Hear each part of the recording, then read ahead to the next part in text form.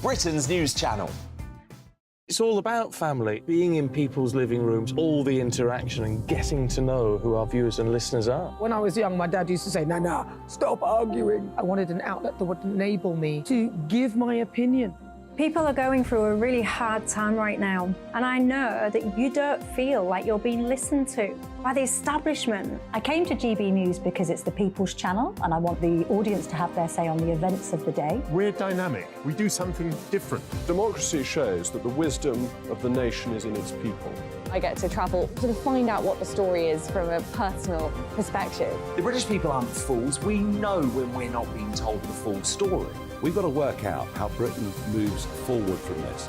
It's the best country in the world. The establishment had their chance. Now we're here to represent your views. Britain's watching. Britain's watching. Britain's watching. We're proud to be GB News. The People's Channel. Britain's news channel.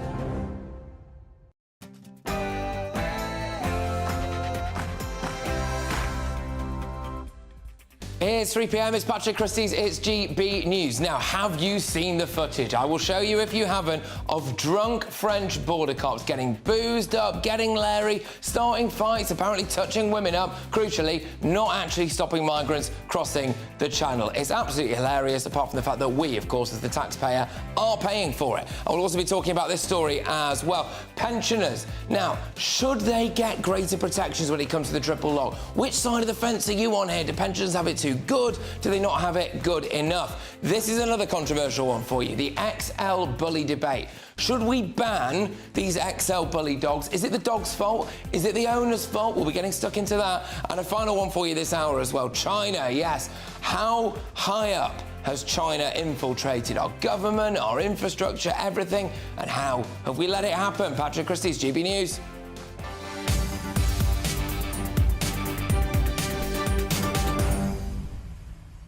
Get those emails coming in thick and fast. gbviews@gbnews.com. The first one for you today is, should we stop sending money to the French to protect our borders? gbviews@gbnews.com. But right now, it's your headlines.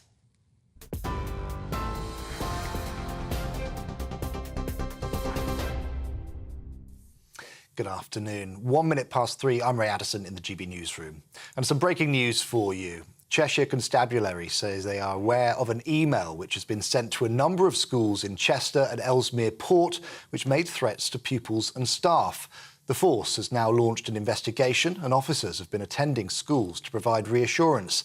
The force says it's doing all it can to locate the person responsible for these emails. Now, of course, this is a developing story. We'll bring you more as we get it.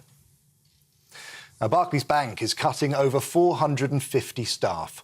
Unite the Union, who represents employees at the bank, has branded the decision as unnecessary and unjustified.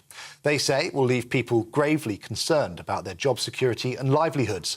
They've criticised Barclays for cutting jobs at a time when it's making big profits. Well, GB News can reveal that more than 3,000 migrants have crossed the English Channel over the last 11 days. It coincides with the longest run of good weather so far this year. Home Office figures show that 144 Channel migrants crossed on Monday in 3 boats. Today, so far, just 2 boats have crossed, carrying around 100 people. The total figure is 17% down when compared to the same period last year. International news, and North Korea's leader Kim Jong-un is in Russia ahead of a meeting with President Putin. It's only the 7th time that Kim has left his country, although his last Russia trip was back in 2019. They're expected to discuss providing humanitarian aid to North Korea in exchange for supplying Russia with weapons for its war in Ukraine. It comes amid warnings from Washington that the two countries should not agree to an arms deal. Well, more than 10,000 people are feared missing in Libya due to floods caused by Storm Daniel. Dams have burst and buildings swept away as water wiped out large parts of the coastal city of Derna. More than 1,000 bodies have already been recovered there alone. Libya's Minister for Civil Aviation has described the conditions as disastrous. The Chancellor is defending the British job market despite rising unemployment figures which were released earlier on today. Across the UK, unemployment rose by 0.1%, reaching 4.3% in July. Meanwhile, job vacancies fell to below 1 million. Jeremy Hunt says that remains below many of our international peers. Meanwhile, the average growth in pay remained at a record high of 7.8%. Wilko is closing 24 of its stores across the UK today, with hundreds of workers set for redundancy. The retailer is going into administration, with all 400 of the discount chain's shops set to close by October. Over 12,000 staff are likely to lose their jobs. Jeff Moody is commercial director of the British Independent Retailers Association. He says it's a sad day for the high street. Some of these people may fail on jobs in retail, which would be great. But this is now a time where the government really needs to question how it's going to support the high street and how it's going to change it. We don't think money should be poured in. What we think is proper relief for business rates, allowing business to plan, invest, and business rates relief ends in April next year, so we don't know what the new policy will be. So if they tell us what it is now, businesses can make that decision. Regulators may have breached environmental law by allowing water companies to discharge sewage outside of exceptional circumstances. That's according to the government watchdog. Now, normally it's only allowed following unusually heavy rain to prevent flooding people's homes. However, the Office for Environmental Protection says DEFRA, the Environment Agency and Ofwat may have misinterpreted the law. Steve Reed is Shadow Environment Secretary. He says the breach is shocking. To find out that the government itself may have broken the law by their failure to intervene with these water companies who are themselves illegally dumping raw sewage in our waterways just goes to show that it is the government that is at fault for what we're seeing in our rivers, in our lakes and lapping up onto our beaches at the moment. Raw sewage, stinking toxic sewage that will disgust people up and down this country, that this Conservative government has allowed this to happen. And finally, the Princess of Wales has injured her hand before a visit to a prison in Surrey. Princess Catherine was pictured with her right index and middle fingers bandaged together, saying she sustained the injury at home on a trampoline. Kensington Palace says it's nothing serious. The future Queen went to see how prisoners at HMP Highdown are supported to manage and recover from their addictions. Serving prisoners who've suffered from addiction sat down with Princess Kate to talk about their experiences.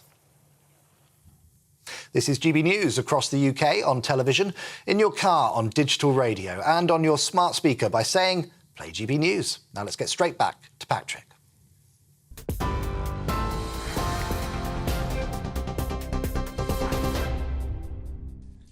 British taxpayers are paying for French police to get drunk, grope women, start fights and joke about how they don't even want to stop Channel migrants. The Express basically sent a mole into the local bars around the Calais area to see what they could find, and it did not disappoint.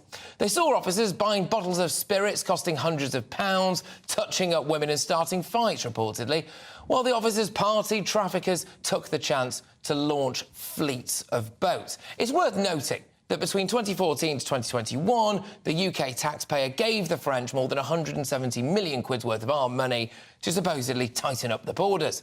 And then a follow-up payment of a cool £62 million in 2022 to 2023 to toughen up anti-smuggling operations. We are due to give them around 467 million quid over the next 3 years. That is a heck of a lot of booze for the old gendarmes, isn't it? Rishi Sunak says that money is really making a difference. Oh, well, yeah, it is. They've all got liver cirrhosis. Their handshake first thing in the morning in the local bar and kebab shops have trebled their takings. I mean, the Express spent a week in Calais while the boozy French were cavorting, and I think we can have a little look. There we go. Look at this lad. There he is. We've got people dancing on tables, taking their clothes off. The belt comes off in a minute if we stick with it. There he is. Get your belt off, lad. Fantastic. Lads, lads, lads. Stag, stag, stag. Well, whilst this was happening, it's a great night out, isn't it? 2017 migrants crossed the Channel and made it to Britain. Good. Look at that, eh? Oh. Anyway, one bloke from the Compagnie Républicaine de Sécurité Division, I'm not fluent, which is paid by Britain to be posted in Calais, said, "We don't stop the migrants." That's great, isn't it? It's not our job to stop them. A couple of days ago, I let a family that wanted to leave. They touched my heart. Before we are cops, we are humans. When I see those migrant families, I just want to let them be. I should not say that, but we cannot welcome all the misery in the world to France. I do have sympathy, by the way, for some of the people crossing the Channel, but when you look at the people crossing the Channel there in certain situations and you think, really, whose job is it to stop those? But anyway, you shouldn't really have said that, whoever that border guard was, because it makes us want our money back, doesn't it? It makes us, frankly, want to turn the boats back around and stick the French with them. So do you know how many Brits could be helped with just shy of £500 million? We've got three main problems here. One is our government telling us that Britain's skint, but they have spent £500 million on a project that they know isn't working. The second problem is the French are perfectly happy to take that money and spend it down the pub. Meanwhile, the third problem, thousands of people continue to come illegally across the Channel. It is clear that the French will do just enough to keep the money coming. We'll keep spending the money, OK, and then the taxpayers, you, me, everyone we know, pays twice because we continue to pay for everybody over here as well. I mean, it was great work by the Express to unearth this, but let's be honest, it was hardly the most sophisticated investigation in the world, was it? Go to Calais, hang around a pub and see what the border guards are up to. And if that's all it took to prove that the only winners from the migrant deal that we've got with the French are the Calais bar owners, then good grief.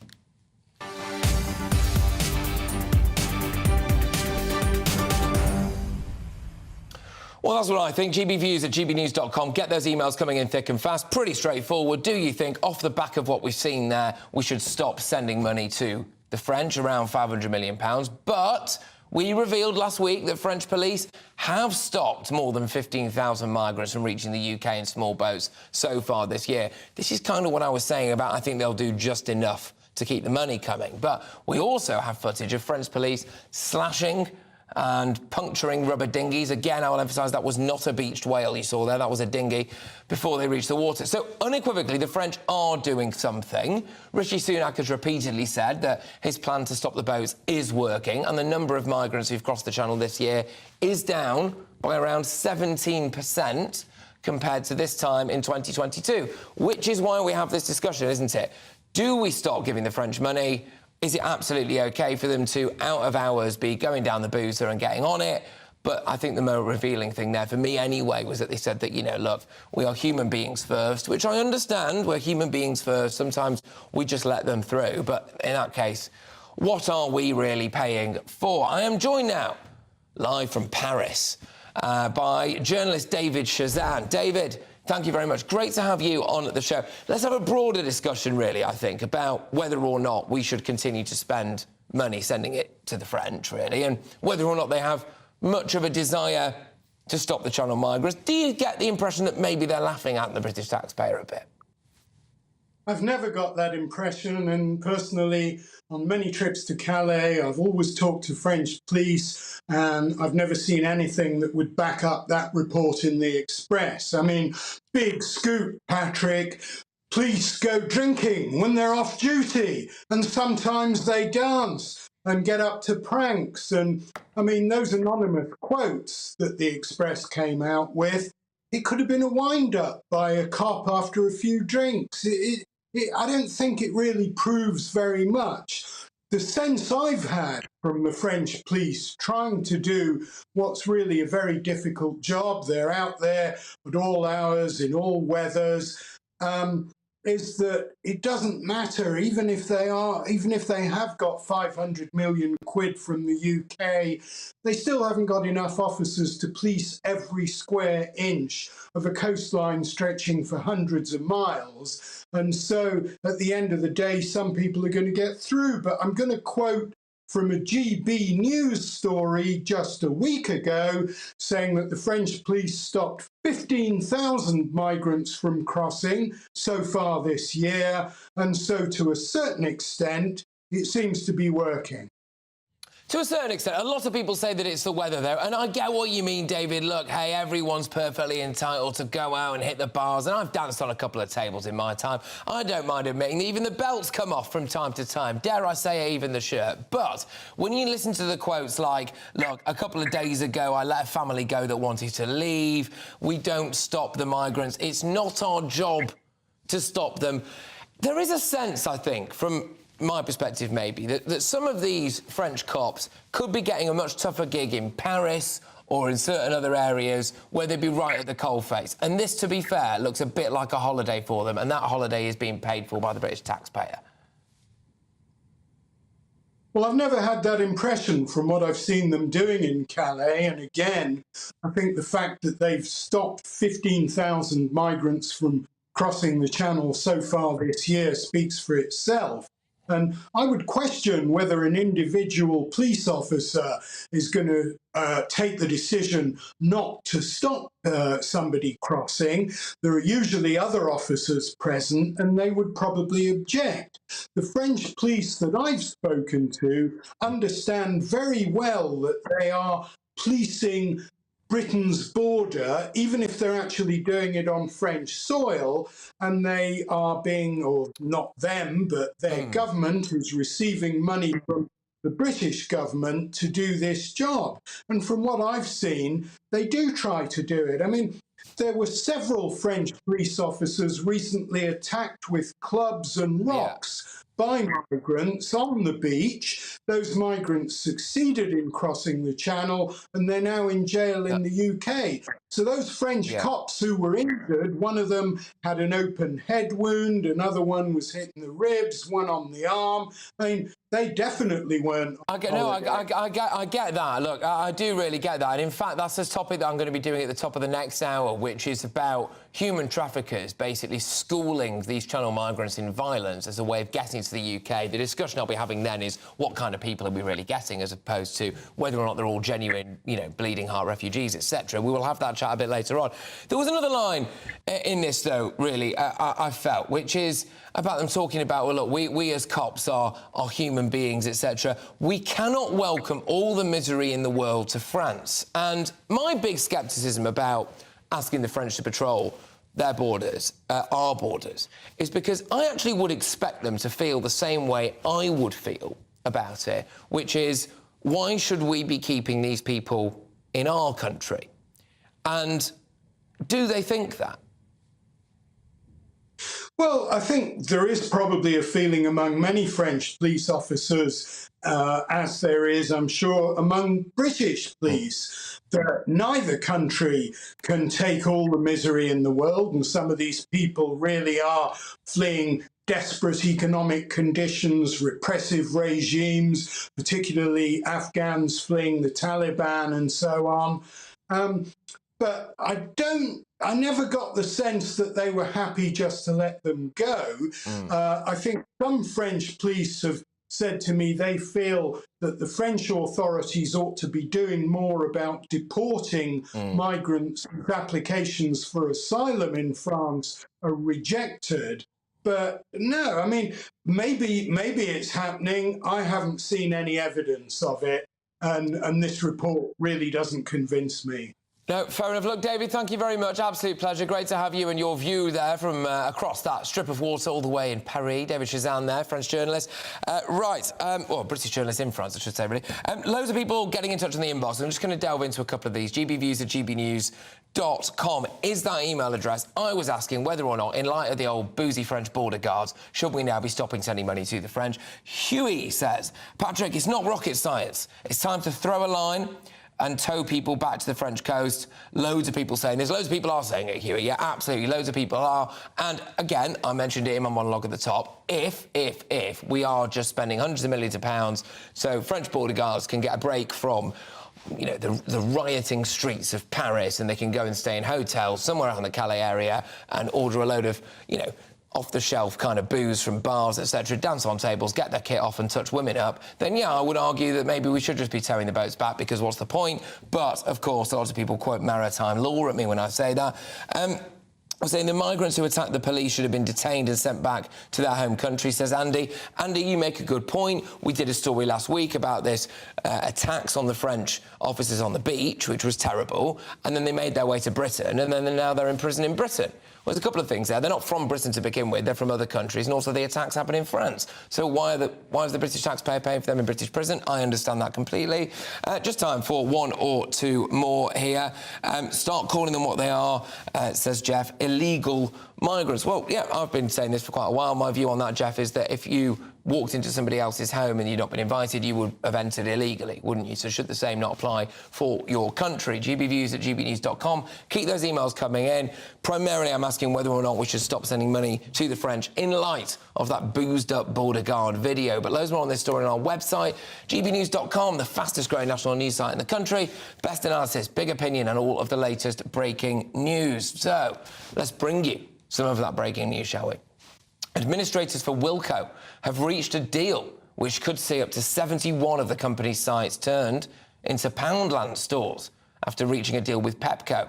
Wilko is closing 24 of its stores across the UK today, with hundreds of workers set for redundancy. The retailer is going into administration, and all 400 of the discount chain shops are set to close by October. I will read that for you one more time because that is just breaking right now, which is that administrators for Wilko have reached a deal which could see up to 71 of those companies' sites turn into Poundland stores after reaching a deal with Pepco. We obviously await to see what that would mean in terms of whether or not the people working at those stores will still have a job. More info on that as we get it. But the state pension will rise by 8.5% next year. It's opened up a complete can of worms. It's led to more calls for the government to ditch the triple lock. But do pensioners really have it so good? For me, it comes down to this. I'll nail my colours to the mast. If you're a pensioner and your financial situation changes, you have lost, in many cases, the ability to go out and get another job and then make good on your own finances, which is why I think, after you've paid tax your whole life, we should look after you. That's where I'm at. If you disagree, get in touch. gbviews@gbnews.com. Keep the triple lock. That's what I'm saying. Patrick Christys, GB News, Britain's news channel.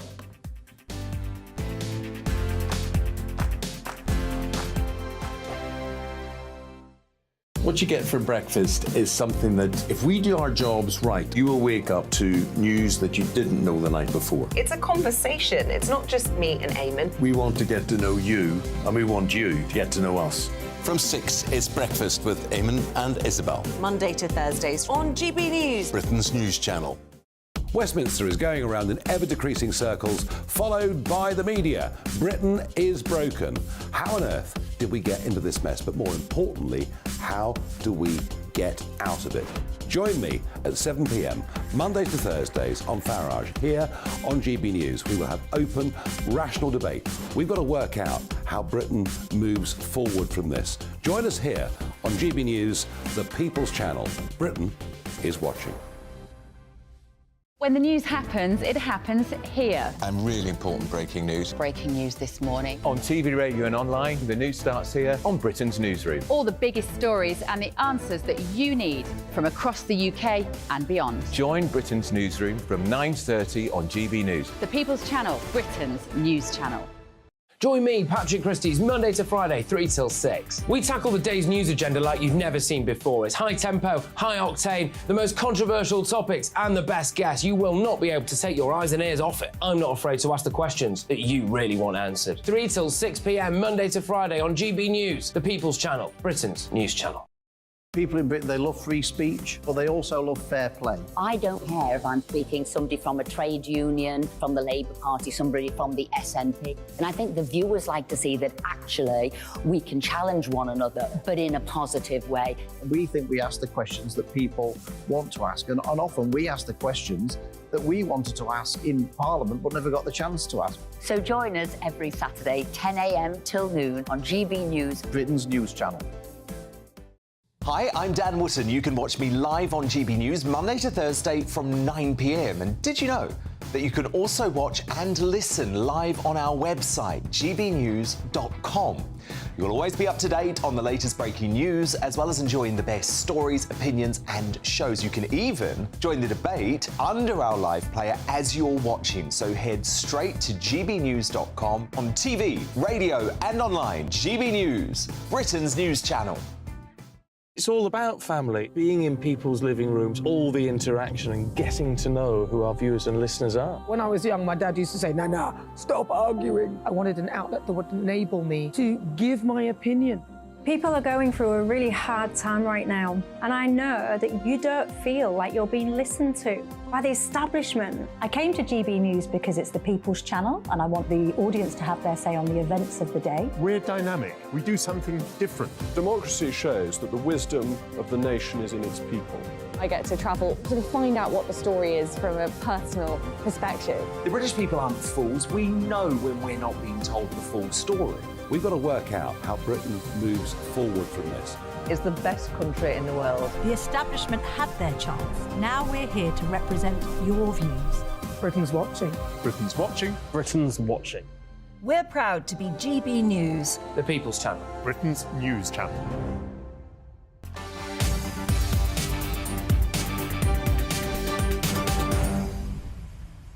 Welcome back. It's 3:24. You are watching and listening to me, Patrick Christys, on GB News on your TV or your radio. Now, in a few minutes' time, in the wake of more attacks from XL bully dogs, I will ask, is it time for the breed to be banned, or actually, should we just be prosecuting the owners? And there's the latest on the China spy scandal as well. But for some breaking news, Poundland owner Pepco has agreed to buy up 71 Wilko stores. Administrators for the collapsed retailer have said it's a chink of light for the high street retailer, with reports this morning that it would have to shut up shop forever.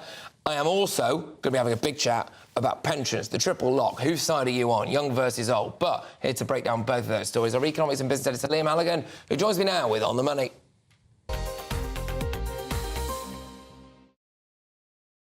We'll start with the breaking stuff. Wilko, what's going on? We've said, haven't we, Patrick, in these conversations for many days now, just because the whole of the media is reporting Wilko deal collapses, it doesn't mean that sites won't be bought. There are 450 Wilko stores across the country, 12,000 employees, and many of those stores are in good locations and other discounters will want them. We know that BMN Discounter have taken 50 of the stores or so. Unfortunately, David Putnam, who is the owner of HMV, he was going to take 200 stores. That fell by the wayside. That they don't underestimate the chances that some of that deal could come back. And now, again, as we've discussed, Pepco, which owns Poundland, have decided to buy 71 or so stores. Look, this is bad news for Wilko in the round. A lot of people are going to lose their jobs, but some of their real estate is valuable and some of the businesses are valuable and they will be picked up. And just quickly, so I do want to spend a bit of time on the pensions, but we don't know yet whether or not, let's say a Wilko becomes a Poundland, do the staff just start working for Poundland? We don't know. We don't know individual staff, but if Poundland are buying a Wilko store, they're buying that store because that particular store, which they've sussed out, is clearly viable. So they're likely to rebrand it. It may be that the Wilko brand itself is separately sold off. There's the various online retailers that are looking for the Wilko brand. So let's see what happens. Not all is not entirely lost. This is what happens when you have administration negotiations and everyone's fighting over the assets, trying to pay as little as possible for as much as they can get. Absolutely, yeah, no, 100%. So watch this space when it comes to Wilko. But I think, unless you happen to work at Wilko, I would argue maybe the bigger issue for the country is about pensions, and that's going to affect us all one day. It's affecting a lot of people now, an increasing number of us with an ageing population, and there seems to be a bit of a hoo-ha going on, yet again, about the triple lock. It got me thinking, right, how good do pensioners really have it? Well, let's have a look at why are we talking about pensions today. It's because of the wage numbers that came out, so bear with me. There's a little bit of complexity here, but we'll get through that and then we can go to the bigger discussion. Now, we learnt this morning from the Office for National Statistics, Patrick, that average earnings across the UK between May and July were 7.8% higher, excluding bonuses, than May to July 2022. And because inflation in July was 6.8%, that means inflation is lower than the rate at which wages are rising, prices are going up less fast than wages. That means real wages are going up. Actual purchasing power is going up. Now, that pay number you got there, 7.8%, it's 8.5% if you include bonuses. And the Treasury tends to benchmark pensions to either earnings, which in this case are 8.5% with bonuses, or the rate of inflation in September, or 2.5%, whichever is the greater. OK. Now, 8.5% is the bigger of all those three numbers, and so if they follow precedent, that means next April, based on these latest wage numbers in the run-up to September, pensioners will get an extra 8.5%. And how much is that? 692 quid a year, which makes the basic state pension £8,814. And that's not massive, is it? So by international standards, that is not big for a developed country. So when people say, I'm a young person who can't afford to get on the property ladder, my wage hasn't gone up by whatever it is, etc., why should this person who's retired have an 8.5% increase on the state pension? It's worth noting that that takes them only to something like 8,800 quid a year, which I would challenge most people to live on. Yeah, no, absolutely. I mean, many pensioners will have other benefits. They may have other pensions if they're lucky. But look, this is the clash of generations. We live in a country, we live in a sort of Western world where the baby boomers, if you like, people that were born from the late 40s to the kind of late 50s, early 60s after the Second World War, they have got a much higher rate of property ownership. They have got much better prevention provision. But workplace pensions, all these kind of things that people your age, Patrick, and frankly my age can only dream of, though my generation has had a bit more luck on the property ladder than your generation. So this is a big issue. And it's not just the Tories who's saying they might not observe the triple lock. Angela Rayner, no less, you know, the deputy Labour leader, the sort of supremo of the Labour left, she was at a TUC conference, a trade union conference earlier today, and even she wouldn't confirm that Labour will maintain the triple lock.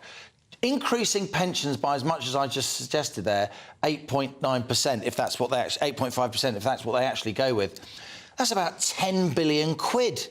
How much is 10 billion quid? That's 2p on the basic rate of income tax. That's a lot of moolah. And people have been emailing to me today saying, oh, but why are young people worried?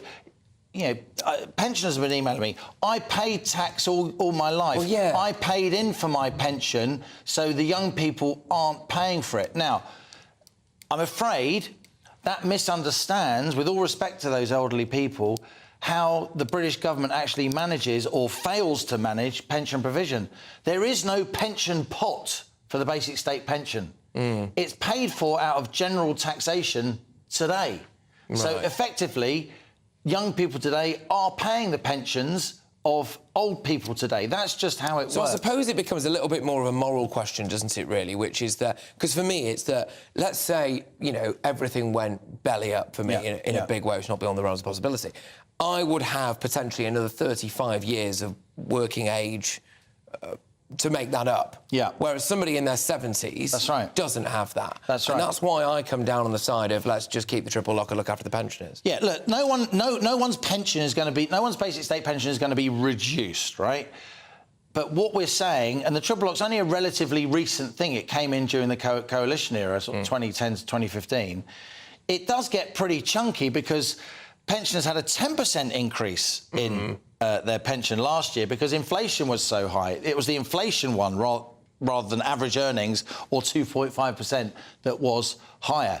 10%, then 8.5%. I mean, no one who's working, or unless you're some kind of finance tycoon or a television presenter for, I don't know many of those, no one's going to be getting wage rises that are more than 10% and 8.5%. Yeah. So in that sense, a lot of younger people would say it's unfair. And here's one other thing, Patrick. The basic state pension is paid to everybody. It's called universal, and that's what William Beveridge wanted in his report after the Second World War that created the welfare state. But a lot of people who are very wealthy, they're getting the basic state pension. They're using it for their wine fund. Yeah, that's They're using it for their skiing fund. Yeah. So shouldn't it be more means-tested? But then when you start means-testing things, it's really difficult because most people fall just one or other side of the means test, and it causes a lot of business. Nothing about this is easy. It's not easy. It's not easy, but it's a good conversation to be having. Liam, thank you very much. We've got to go. Liam Halligan there, Economics and Business editor. We're going to have more of a chat about the pensions later on, so get your views coming in. Still loads more to come between now and 4. Suella Braverman pushes for a ban on American Bully XL dogs, saying they are a clear and lethal danger. I will speak to an expert who can tell us exactly what makes this breed so aggressive. What about the owners? That's what I say. But now it's your headlines with Ray.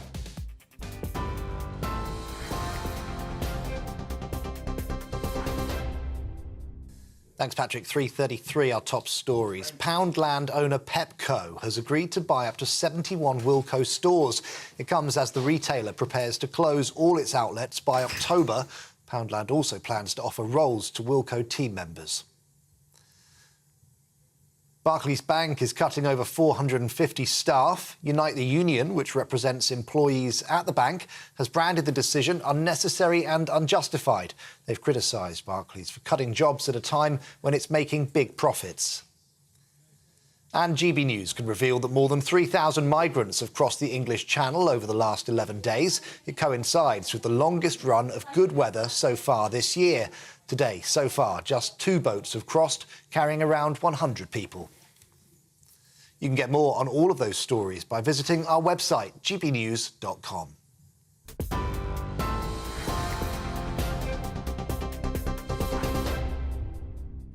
Direct Bullion sponsors the finance report on GB News for gold and silver investment.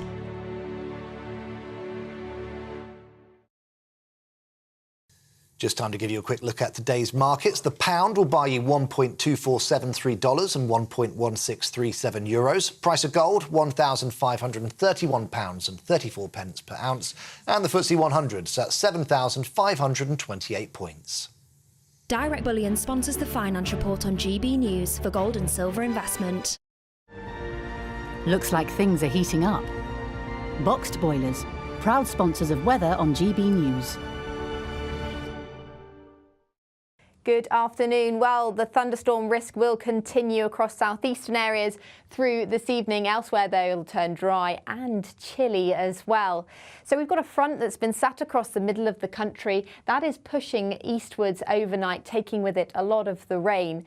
And behind that, it will turn fresher. But for the afternoon, though, we've still got some persistent rain over the likes of Yorkshire, Lincolnshire and in the southeast, where there's a warning in force for thunderstorms. As that rain clears overnight, there will be quite a lot of cloud around in its wake, and that cloud will cling to the hills and coasts across Kent and Sussex.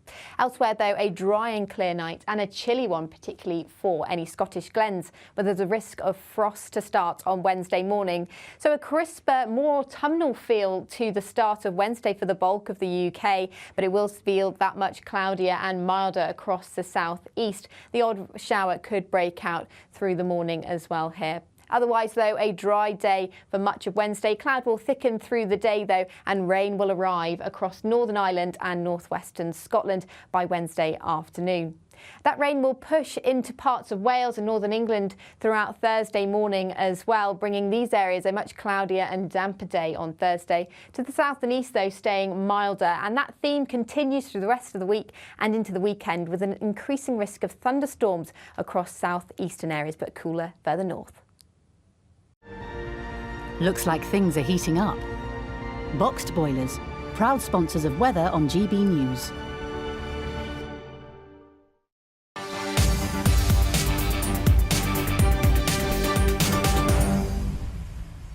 Yeah, this debate has been going on for a couple of days. It continues today, and it's about those XL bully dogs. The mother of a 10-year-old boy who was killed by an American bully XL has questioned why the government hasn't acted sooner to ban the breed. Home Secretary Suella Braverman is seeking urgent advice on whether to ban it, calling it a clear and lethal danger, particularly to children. But are the dogs, bully by name, bully by nature? Is it the owner's fault? A lot of people think it is the owner's fault. And also, what does banning the dogs look like? Seriously, do we have dog catchers going around with a big net euthanising dogs? Is that what happens? Seriously, maybe some people think that's what should happen. I'm joined now by Hannah Molly, who is a dog behaviouralist. Hannah, thank you very, very much. Firstly, are these American bully XLs just genetically dangerous?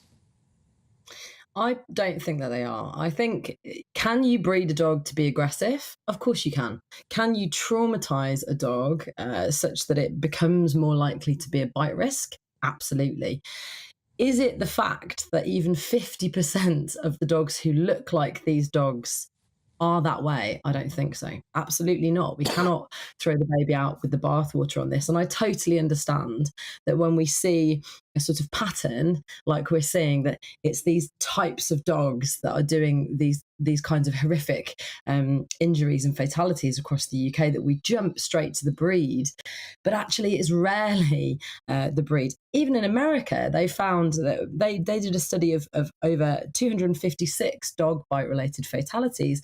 And what they found was there were often loads of factors that contributed, and they weren't breed-related. It was things to do with the owner not being present, the dog being neglected, isolation from people. And I think as well, when it comes to looking at just banning this breed, we have to really be careful here. As you say, think logistically. What are we talking about?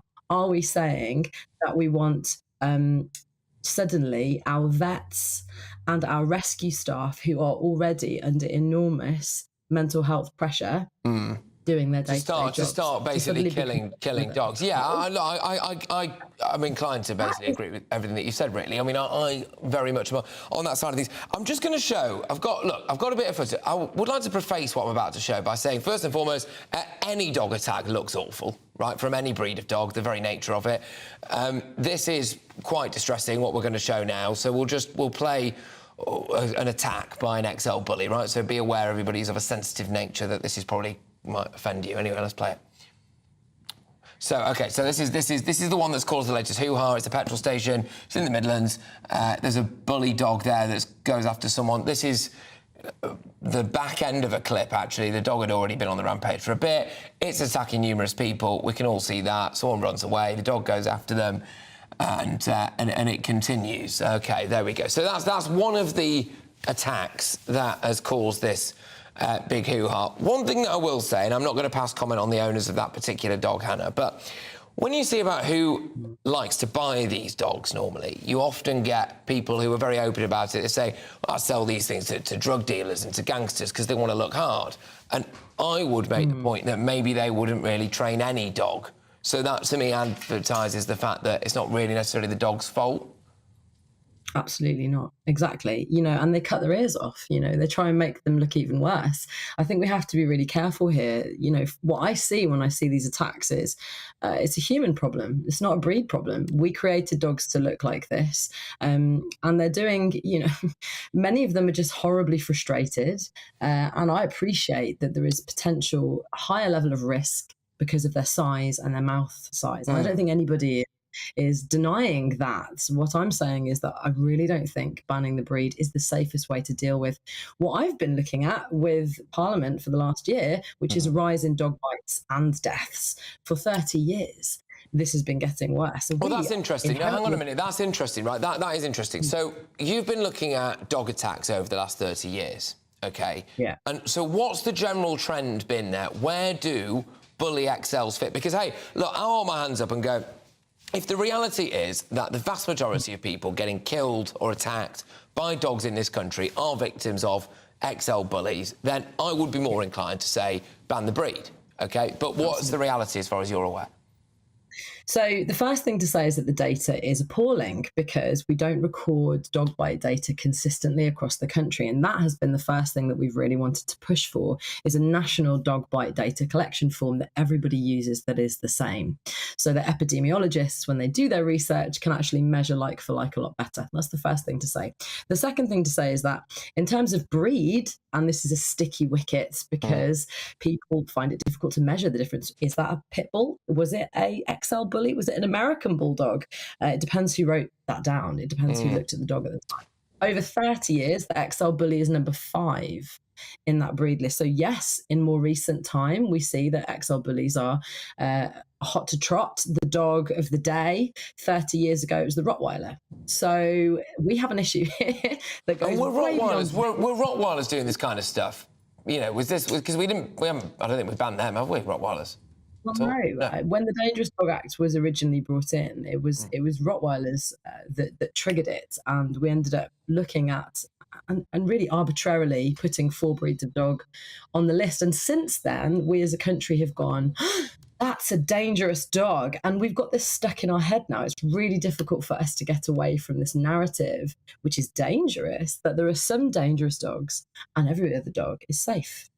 And so this is where we find, you know, in Alderhay Hospital in 2021, the dogs that were most likely to bite children and provide, you know, for children to go to hospital were Shih Tzus, French Bulldogs and Jack Russells. And we're not talking about that. You know? So no, quite. Broad. Look, I think it's an absolute tragedy that anybody is, of course, attacked ever by a dog or anything, and I do think that it's fair to say that maybe some dogs are perhaps genetically slightly more predisposed to aggression, and if that dog happens to be massive as well, then that can pose a problem. However, I am firmly on the side of it's the owner's fault.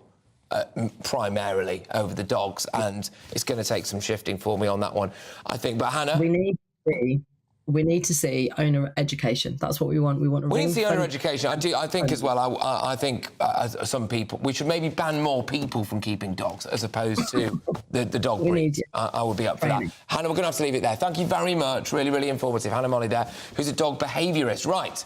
Some senior Tory MPs are warning that Westminster could have been infiltrated by a Chinese spying cell. Well, I mean, that and where else, let's be honest with you. Patrick Christys, GB News, Britain's news channel.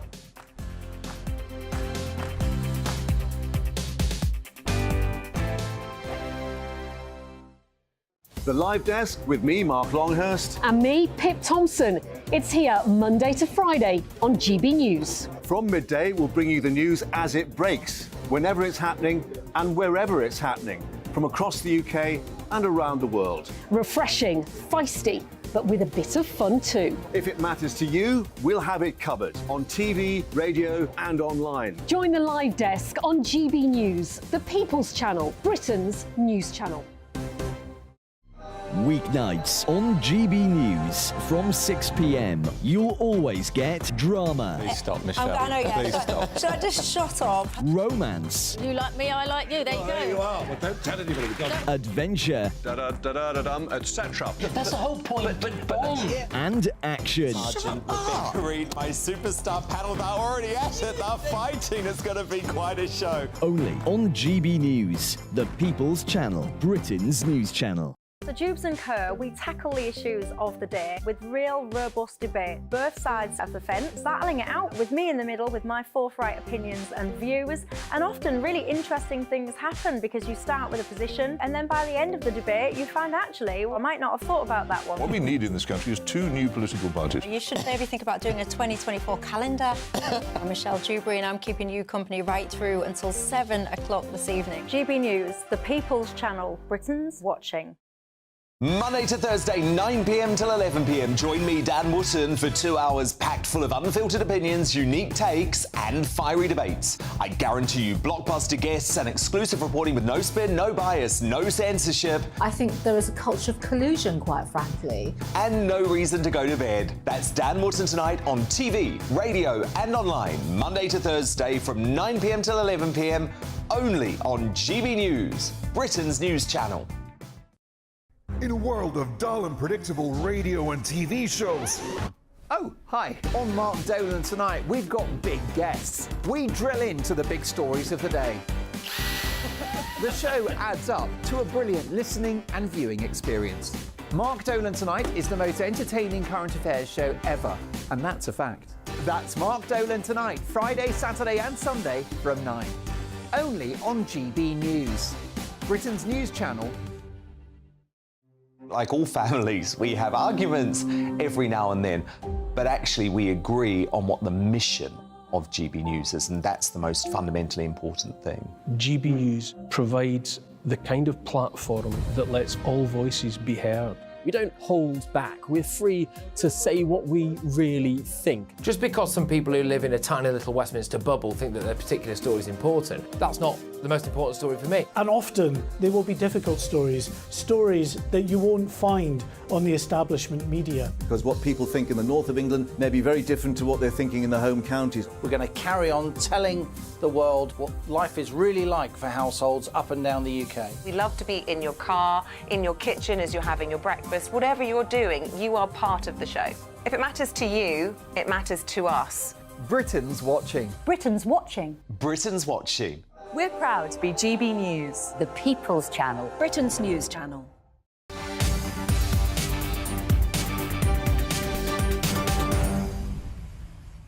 It's 3:47. You are watching and listening to me, Patrick Christys, on GB News on your TV, online and radio. Now, at 4 o'clock, as the number of channel migrants this year passes 23,000, I will discuss fears from authorities that more hardened criminals are travelling over from France and pose a threat to law-abiding Brits. It has also, by the way, kicked right off in my inbox about the Bully XL dogs.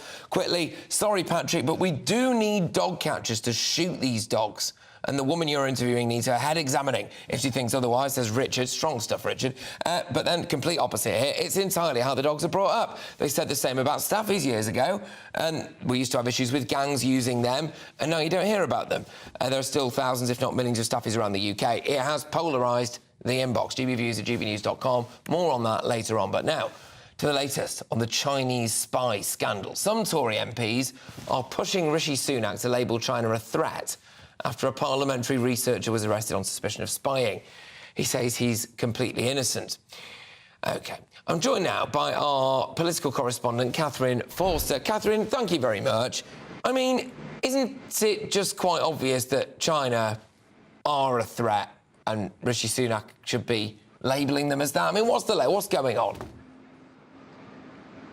Well, many people certainly would think that China were a threat to our national security. And of course, when Rishi Sunak was running for the leadership, he labelled them as such. But as soon as he got into office, actually in power, he downgraded that to an epoch-defining challenge. And talking to Keir Starmer yesterday, the Labour leader, he wouldn't call them a threat either. So there's a lot of concern in the building behind me among some hawkish Tory MPs in particular, people like Ian Duncan-Smith, former party leader, that in fact this one alleged Chinese spy, we should say, he has denied any wrongdoing and he is yet to be charged with any offence, but that he might be one of others, that there could be several people working within Parliament, ostensibly for the UK, who are actually working on behalf of the Chinese. Now, this, of course, is very worrying. Rishi Sunak said that at the G20 he spoke to the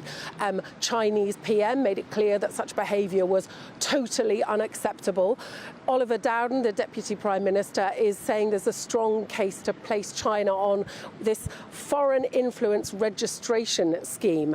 Now, if they did that, basically, China would be deemed a potential risk to UK safety and interests. The consequence of that would be, if they were put on this list, that people working for the Chinese state or companies with links to the Chinese state would be obliged to declare their interest and tell the government what they were up to. The consequence of not doing that would potentially be 5 years in jail. But we don't know that that's going to happen. And of course, for all the words about talking tough on China, the bottom line, as Kemi Badenoch, the business secretary, said, is that we have to find a way to rub along with them because we have a huge economic interest in doing so. They're the world's other superpower along with the US. We've got £100 billion of trade with them a year. We actually export £38 billion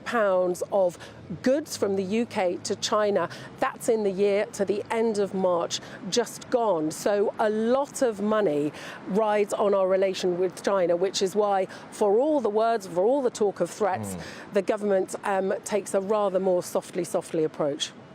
Yeah, really interesting stuff, like Catherine. Thank you very, very much. Catherine Forster, our political correspondent, just reacting to the latest in this quotes-unquote Chinese spy scandal. I want to make it very clear again that the individual embroiled in all of this, accused of all of this, completely denies it.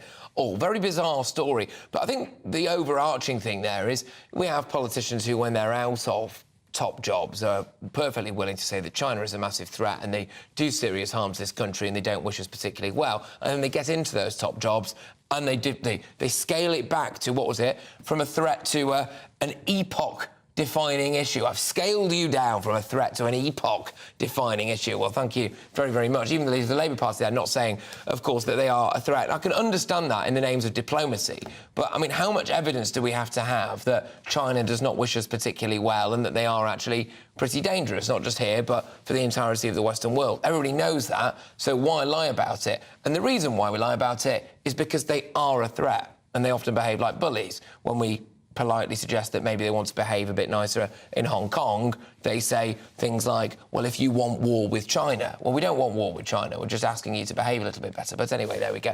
Now it's time for Patrick's Pick of the Day, when I focus on a story that isn't dominating the news agenda, but has still caught my beady little eye. One American caver created quite the fuss after a team of more than 200 experts was needed to pull him from the depths of one of Turkey's deepest caves.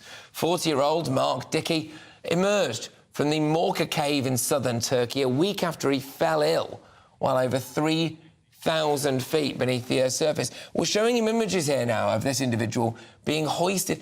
Absolutely remarkable, isn't it, to think that he was rescued more than a week after falling ill below the Earth's surface. 3,000 feet below as well. Stellar work by the Turkish rescuers.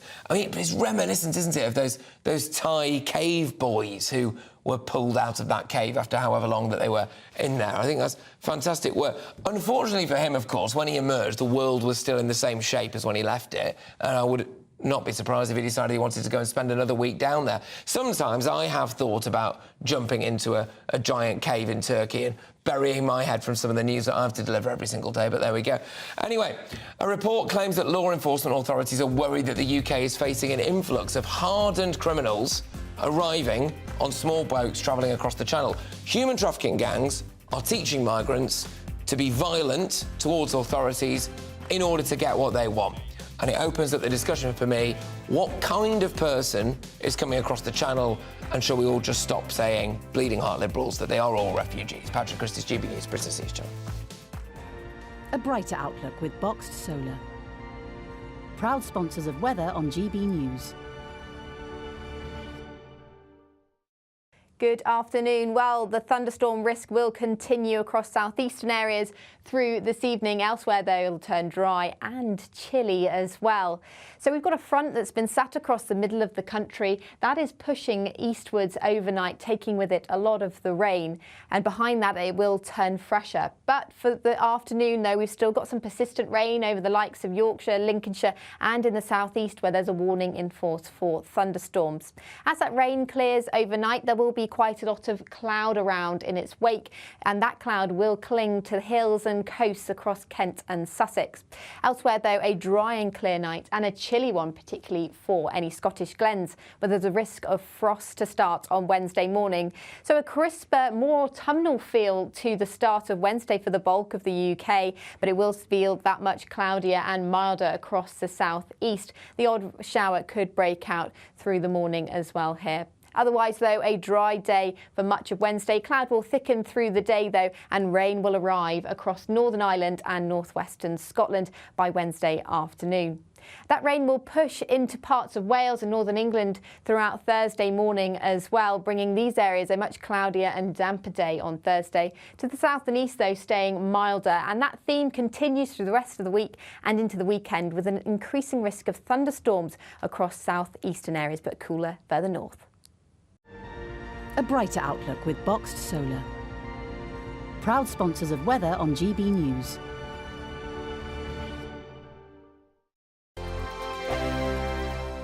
What you get for breakfast is something that, if we do our jobs right, you will wake up to news that you didn't know the night before. It's a conversation. It's not just me and Eamon. We want to get to know you, and we want you to get to know us.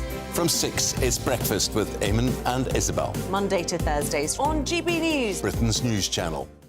Westminster is going around in ever-decreasing circles, followed by the media. Britain is broken. How on earth did we get into this mess? But more importantly, how do we get out of it? Join me at 7 p.m, Monday to Thursdays on Farage, here on GB News. We will have open, rational debate. We've got to work out how Britain moves forward from this. Join us here on GB News, the People's Channel. Britain is watching.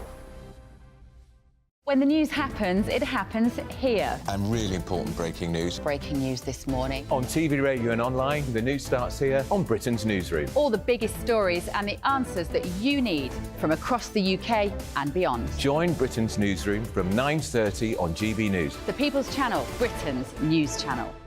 Join me, Patrick Christys, Monday to Friday, 3 till 6. We tackle the day's news agenda like you've never seen before. It's high tempo, high octane, the most controversial topics and the best guests. You will not be able to take your eyes and ears off it. I'm not afraid to ask the questions that you really want answered. 3 till 6 p.m, Monday to Friday on GB News, the People's Channel, Britain's news channel.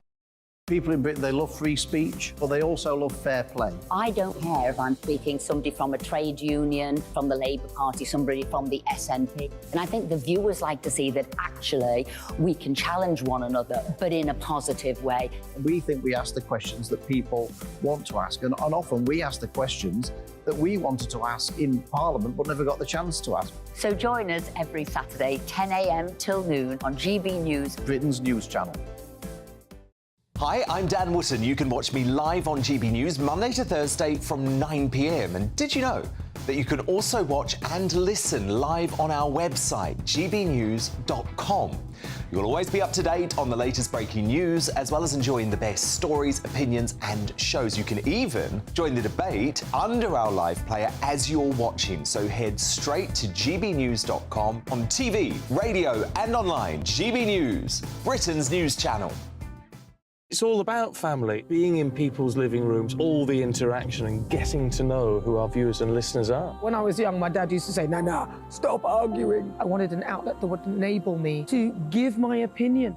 People are going through a really hard time right now, and I know that you don't feel like you're being listened to by the establishment. I came to GB News because it's the People's Channel, and I want the audience to have their say on the events of the day. We're dynamic. We do something different. Democracy shows that the wisdom of the nation is in its people.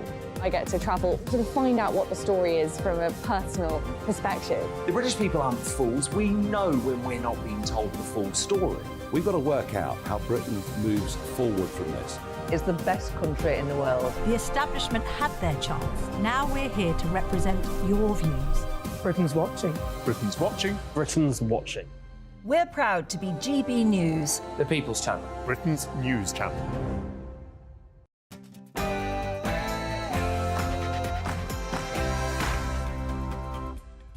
It's 4 p.m, it's Patrick Christys, it's GB News, and a new report shows that human traffickers are schooling channel migrants in the art of violence in order to get them across the channel and into Britain. What kind of people are we now importing into Britain? How worried should we be? And is it time that more people stood up for the pensioners, people who've paid into the tax system all their lives, people who've worked in our public services, people who've literally built Britain and now in their dotage potentially could have the triple lock wrestled away from them? Or do they have loads of property? Have they had it too good for a long time? There's a big debate to be had here. Should we protect our pensioners? In other news, I'll be talking about this as well. Should we build more prisons? Now, this is a big one. The prison population rising. We're giving people shorter sentences. We are not, in some cases, locking anyone up. Why? Well, because we haven't got anywhere to put them, which means that we have violent thugs rampaging through the streets or Mickey Mouse prison sentences. I think it's time that we built more prisons. One more for you as well. A little bit left field. Is it okay to buy kids booze? Now, I'm talking about your own kids for a start, and I'm also talking about in your own home. Did you know that apparently you can give your kids booze from the age of 5 in your own home? I find that absolutely remarkable. But yes, should we be looking to change the law when it comes to buying kids booze? Patrick Christys, GB News.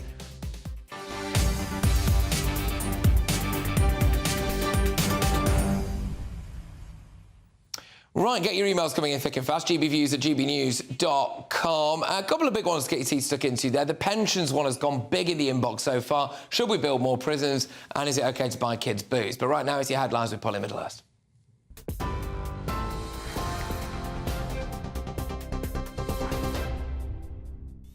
Patrick, thank you, and good afternoon to you. Well, the top story from the GB newsroom today is that the Poundland owner Petco has finally agreed to buy up 71 Wilko high street chain stores. That comes as the retailer prepares to close 24 of its outlets today, with the rest to shut by next month. Over 12,000 jobs are at risk, although Poundland says they do plan to offer roles to some Wilko team members. Meanwhile, Barclays Bank is cutting over 450 of its staff. Unite, the union which represents employees at the bank, has branded the decision unnecessary and unjustified. They say it's going to leave people concerned about their job security and their livelihoods. And they've criticised Barclays for cutting jobs at a time when it's making big profits. GB News can reveal that more than 3,000 migrants have crossed the English Channel over the last 11 days. That coincides with the longest run of good weather so far this year. Home Office figures show that 144 Channel migrants crossed on yesterday in 3 small boats. Well, today, so far, just 2 boats carrying around 100 people have made the journey. The total figure is down 17% on the same period last year.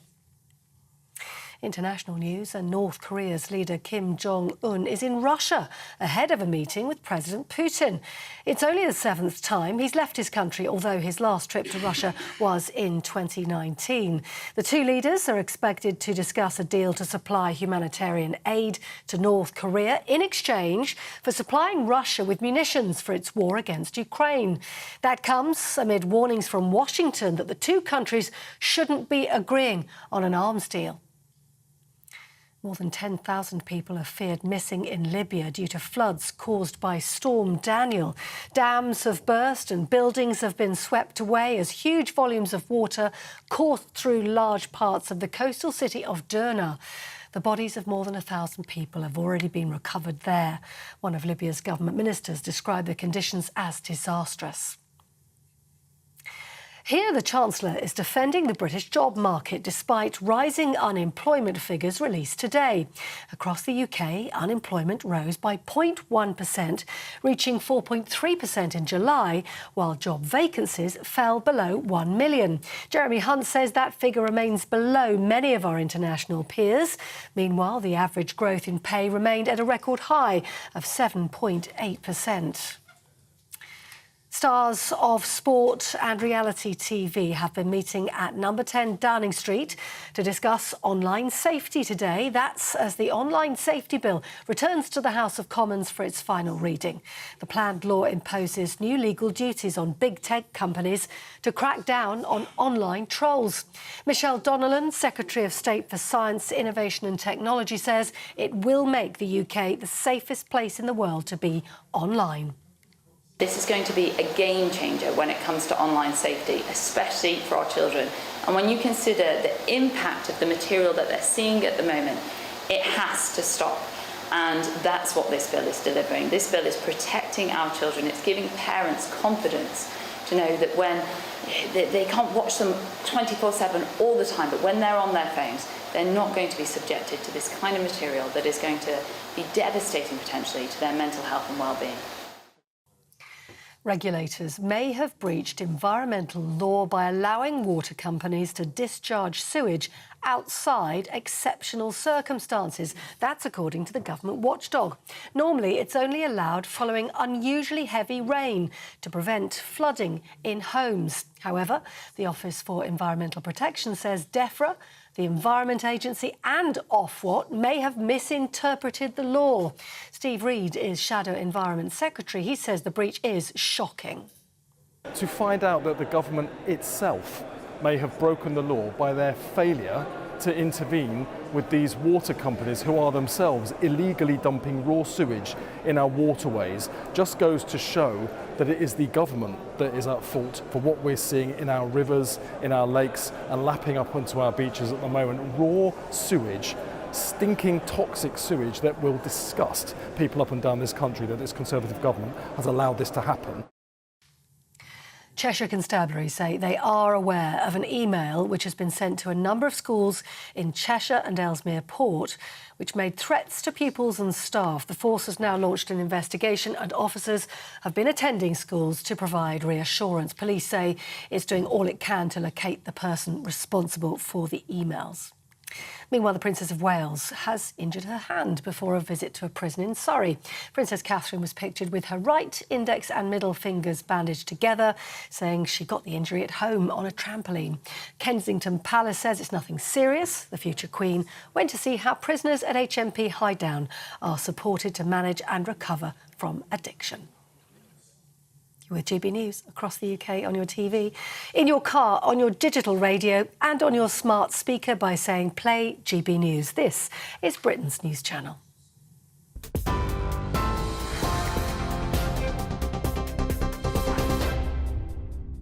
Well, we start this hour with a GB News exclusive. More than 3,000 migrants have crossed the English Channel in the longest run of good weather so far this year. More than 3,250 people crossed the Channel in 11 straight days of small boat activity. The run of good weather results in the biggest single-day figure for the year so far, when 872 people crossed in 15 small boats on Saturday, and that was on the 2nd. So there's a run of good weather there, and that has now topped 3,000 people. But the thing that really concerns me, apart from all of it, actually, is that apparently now human traffickers have been telling the migrants to be violent, encouraging violence in order to help get them across the Channel. And that leads the question, I think, pretty obviously, about what kind of person are we really importing into Britain. Mark White joins me now, our Home and Security editor. Mark, those numbers stark but not surprising, especially in light of the fact that we've seen some French border guards getting rather boozed up as well, which I think is absolutely hilarious, apart from the fact that we're paying for that. And the levels of violence, it appears now, that some people are willing to go to get to Britain, I think should be a concern. Yeah, I think this is perhaps an indication of what those French police are doing when they're not boozing up in the hotels at the end of the shift on the beaches around Calais and Dunkirk. There's no doubt that, however frustrated we might be that they're not doing what the Belgians do, which is when these boats get into the water, they turn them back. They have the policy of when the boats hit the water, they stand back. But they have been trying to go to some of the busier beaches to get to the boats to puncture them. But as a result of that, what we've been seeing in recent months is a shift towards much more in the way of violence on those beaches. And we had a court case just at the end of last week, Patrick, in which two migrants who had attacked French police officers, they'd been part of a mob that had attacked them on a beach near Calais, were caught eventually when they actually got across the Channel. There was 51 of them who attacked those police officers who were trying to puncture their boat on the beach. They managed to fight the officers off, then get across to the UK. They were subsequently arrested and convicted. But this is part and parcel of what I think the people smugglers are doing. They're trying to make sure that those migrants who are taken to the boats know what to do and are robust against the French to try to stop the boats being punctured so that they do get off to sea. Yeah, indeed. Look, in the last hour, and I think we might be able to bring up some more footage in just a second, actually, which was of these French border guards, police, you know, down the pub after a shift, dancing on tables, the belt comes off. A report from the Express said that they were spending, you know, hundreds of pounds worth of essentially British taxpayers' money on booze. There are reports of them starting fights, groping women, all of this stuff. Part of me thinks that everyone's allowed down the pub after a day at work, and certainly I don't condone, by the way, the groping of women or the starting of fights. It's more the drinking that I'm talking about here. But the fact is they were saying there that they weren't necessarily doing everything that they possibly could to stop these migrants. And then I think, well, if they're dealing with people throwing stones, waving, you know, knives or bits of wood at them and starting fires and things all day, every day, and that is it becoming increasingly regular, I'd be more inclined to wave those people off as well. Yeah. Well, listen, a couple of things I'd say about this, obviously, in the Express, and this particular story today, which really, to look at it, you know, it seems quite shocking, but effectively what that is are police officers who are on assignment. They have been sent to, they're not from Calais, they've been sent to Calais or Dunkirk. They're staying in local hotels around that area. It's at the end of their shift. They're having drink, they're having fun, they're relaxing. If they were doing that instead of actually being on the beaches, then you could be angry and annoyed with them. But yeah, you know, listen, I've been on plenty of assignments with lots of other journalists where the scenes are not dissimilar when we're all staying down route in a hotel. So I'm not going to criticise the French. No, I think it is a bit galling, though, for the British taxpayer to just see that. I mean, I think we can all understand that people, you know, like a party. But I suppose if it's the thought of, look, we're paying for that.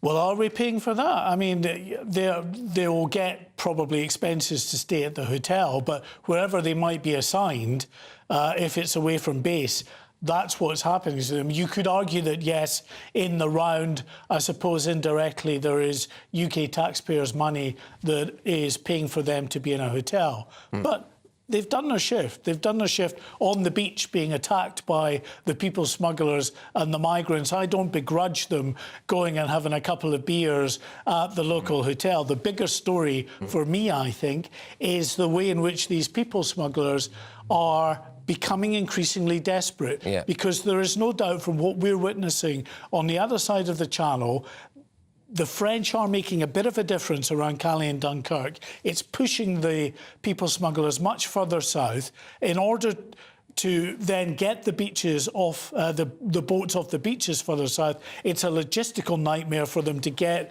the boats all the way south, to get the migrants all the way south to do that. So I think they're getting increasingly frustrated. They're getting increasingly violent and encouraging the migrants to be increasingly violent to ensure they get offshore. Well, they are. That's the biggest story. It is the biggest story. And also, as well, there's a few stories rolled into one here, because then you could say, well, the British taxpayer is paying twice. So the British taxpayer is paying for the French to stop or not stop boats, etc. But then we're also paying for the people who do make it across.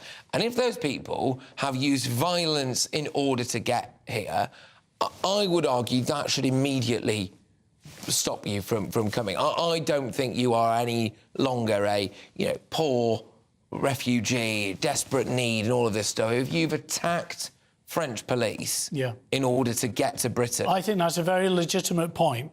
They managed to identify two individuals that we were talking about at the end of last week who'd attacked the French officers on the beach because they'd got close enough to the officers. This is the footage here, and you'll see it in a second where we've slowed down this footage and then it will zoom right in on this individual. That's what the Border Force and police were able to do, and they could identify a couple of these people off the boats. But they weren't the only two.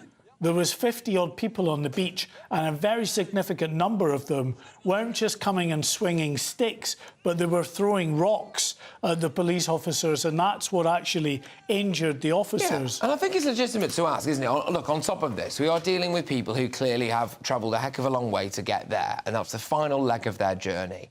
And they don't want to be blocked from doing that leg, and so are willing to resort to, I would say, extremely violent tactics in order to get to Britain. I think that much is obvious. I would then have serious concerns about, let's say, we put them in a hotel or a B&B or whatever, and they don't like it. Or then we say to them, we're going to deport you. Have we imported some people who are clearly very willing to use violence? Well, this gets back to the crux of the issue that the government has argued about for some time and has, I think, a very legitimate point, which is the fact that we don't know who the majority of these people are, because the vast majority of them destroy their documents, throw their identification documents like their passports, cards, mobile phones, things that could make it easier for the authorities to get a handle on exactly who these individuals are. Interestingly, there is some legislation that is going to be starting to work its way through Parliament this week, which is aimed at ensuring that those who assess people's asylum claims take into consideration if they don't have documents, if they've destroyed or throwing away the documents, and that's a big black mark against them if that's the case. You know, I earlier today, actually, I spent this morning at a very interesting place, and I'm going to be putting out what I've found here later on this week. I was at another shipping container accommodation centre in Ealing, and what I witnessed there, and again, we'll put this together as a package, I'll get it out later in the week, but was legal immigrants and British citizens being forced to live in uninhabitable conditions, like actually uninhabitable conditions, right? And I got quite angry at the fact that some of those people that we are seeing now coming across the channel will bump those people down a priority waiting list. And I think this is going to end up being a big issue of our time, really, that people who are prepared to use violence, come here illegally, throw their documents overboard, you know, all of that stuff, are in this country treated as more of a priority as legal immigrants with kids and British citizens, again, often with very young kids, who are forced to live in some of these shipping container things. And I think that's a massive issue. Yeah, I can relate to that, and a lot of people will relate to that as well, because I was up in Blackpool at the end of last year, up in Blackpool, seeing homeless people on the streets, sleeping in doorways, in the shadow of a hotel that was full of asylum seekers. And amongst those homeless people were 2 ex-veterans.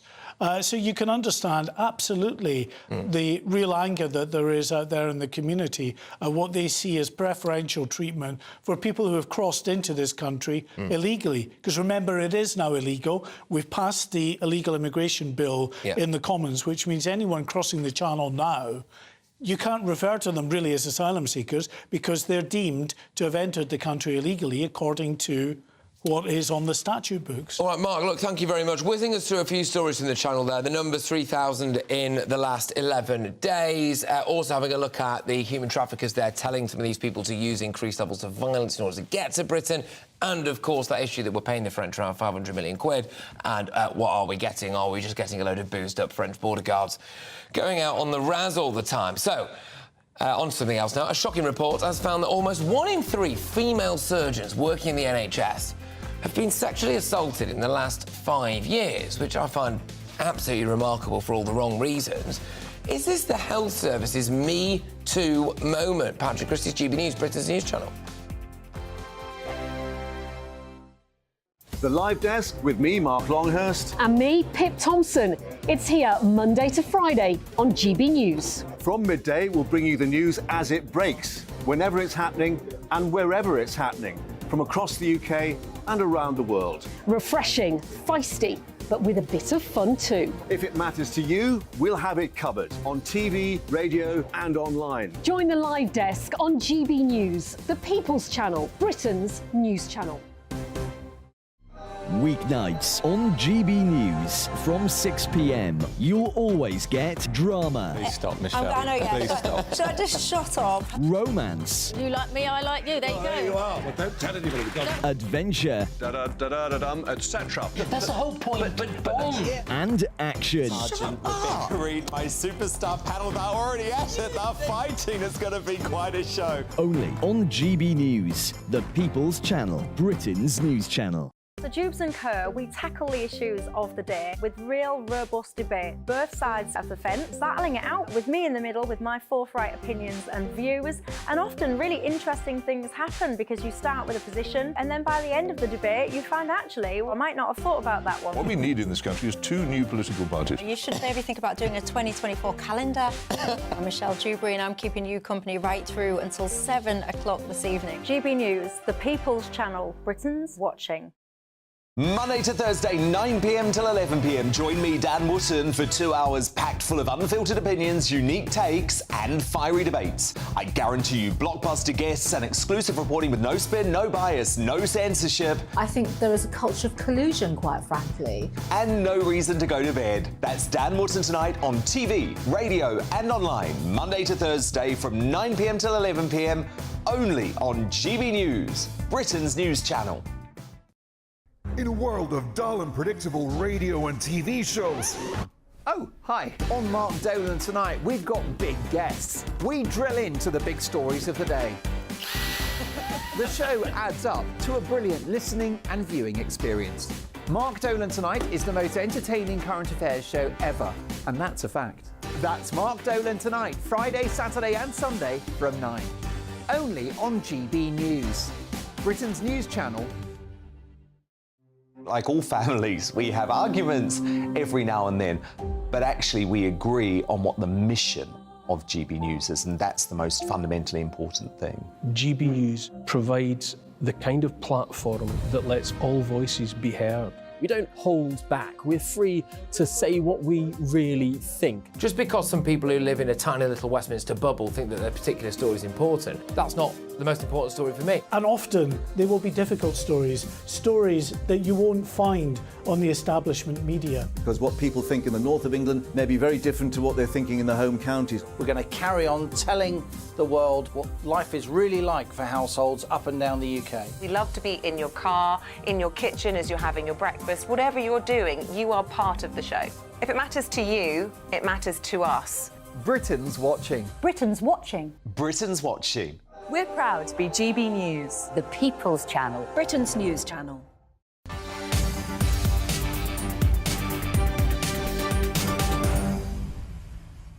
It is 4:23. You are watching and listening to me, Patrick Christys, on GB News, on your TV, online and radio. Now, the prison population has doubled since 1993. So in a few minutes' time, I will ask, do we need to build more prisons? But now, to an alarming new report, which has been branded the NHS's Me Too moment. It's found that almost 1 in 3 female surgeons working in the NHS have been sexually assaulted in the last 5 years. The survey of more than 1,400 people says medical staff are forced to operate in an unsafe working environment. So here are the main findings of this survey, which was released this morning. 11 instances of rape were reported. Also, 30% of female surgeons who responded had been sexually assaulted in the last 5 years. A massive 89% of women had witnessed sexual harassment over the same period. It's quite shocking stats there, really, isn't it? Especially when you consider who presumably is doing the sexual assaulting there. I'm joined now by Daisy Cooper, who's the Deputy Leader of the Liberal Democrats. Daisy, thank you very much for coming on. What's your overall takeaway from these stats then, really?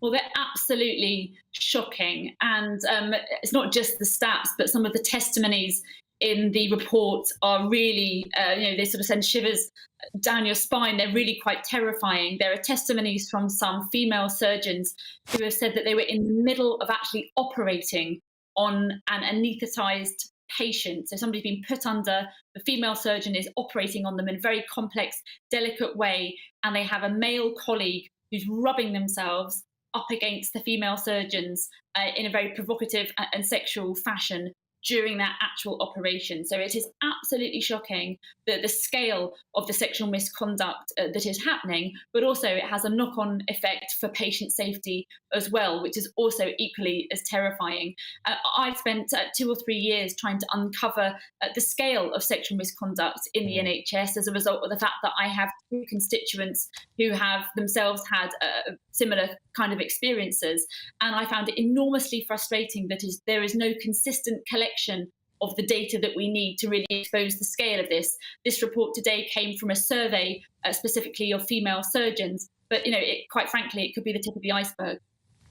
So what's the solution then, apart from obviously stopping men sexually assaulting women, which alas appears to be almost beyond us? Cameras in surgeries? No, I don't think cameras in surgeries is the correct answer. Clearly, that's a very intimate place where patients are very vulnerable. I don't think that's the right answer. What I think needs to happen is, first and foremost, there needs to be the routine collection of data on this. There needs to be a very specific NHS complaints code so that we can actually record and see how many instances of sexual misconduct there actually are in both hospital and other health settings. And if we can see the scale of it, then that should feed into the performance, the performance ratings of individual hospital trusts and other medical trusts as well. That's the first thing. The second thing is that some of these allegations and revelations are not dissimilar from the revelations that we heard recently about conduct within the Metropolitan Police in London. And that rightly prompted there to be an independent inquiry into the culture and standards in the Met Police. I think the time has now come for a similar kind of independent investigation into this kind of culture of sexual misconduct within the NHS. No, indeed. I mean, I think everyone will be inclined to agree with you. I mean, the testimony and the stats here are absolutely shocking, quite surprising, I must say, but something needs to be done about it all. Look, Daisy, thank you very, very much. It's great to have you on the show and to reveal what's been going on, and hopefully we can have a chat in a few weeks' time and there'll at least be the ball rolling on something that can be done about all of this. It's Daisy Cooper there, who is the deputy leader of the Liberal Democrats. Yeah, well, I mean, it's quite startling news there. We're just going to move it on now, and just to reiterate something that broke in the last hour, which is that Poundland owner Pepco has agreed to buy up to 71 Wilko stores, now 300 branches, and thousands of jobs still remain in jeopardy as a rescue deal involving the owner of HMV collapsed earlier this week. Here to break that down and to talk to us as well about arguably a bigger story for the nation as a whole, which is about pensions. Where are you on the pensions triple lock? Is our economics and business editor, Liam Halligan, with On the Money.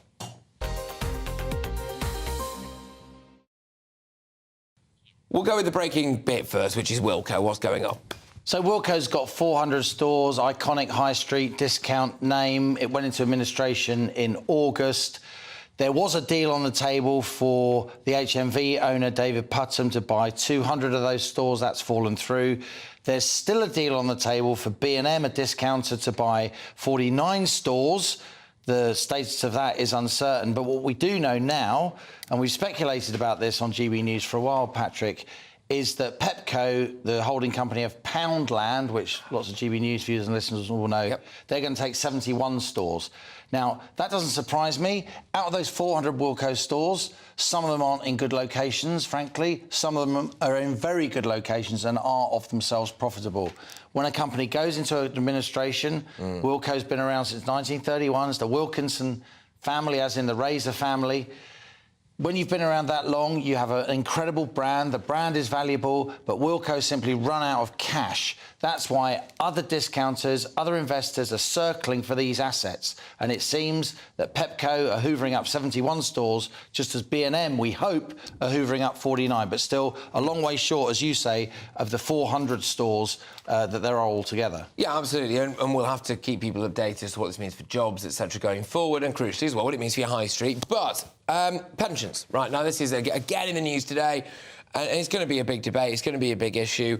If I was a pensioner now, I think I would be a little bit worried about whether or not my triple lock was going to be maintained, whether or not I was going to continue to have the promises that have been delivered to me before. Or should I be worried as a pensioner? Should pensioners be worried at the moment that they're going to basically be short cash? Right, a lot there, Patrick. Let's say at the outset, none of what I say suggests or implies that, you know, people are going to lose their basic state pension. 11 million people get the basic state pension, and for many of them, it's a big part of their cash each week and month. What we're talking about, as you say, is the triple lock. That was the coalition-era legislation that meant pensions each year would go up either by the rate of consumer price index inflation or average earnings in the year, or by 2.5%, whichever was higher.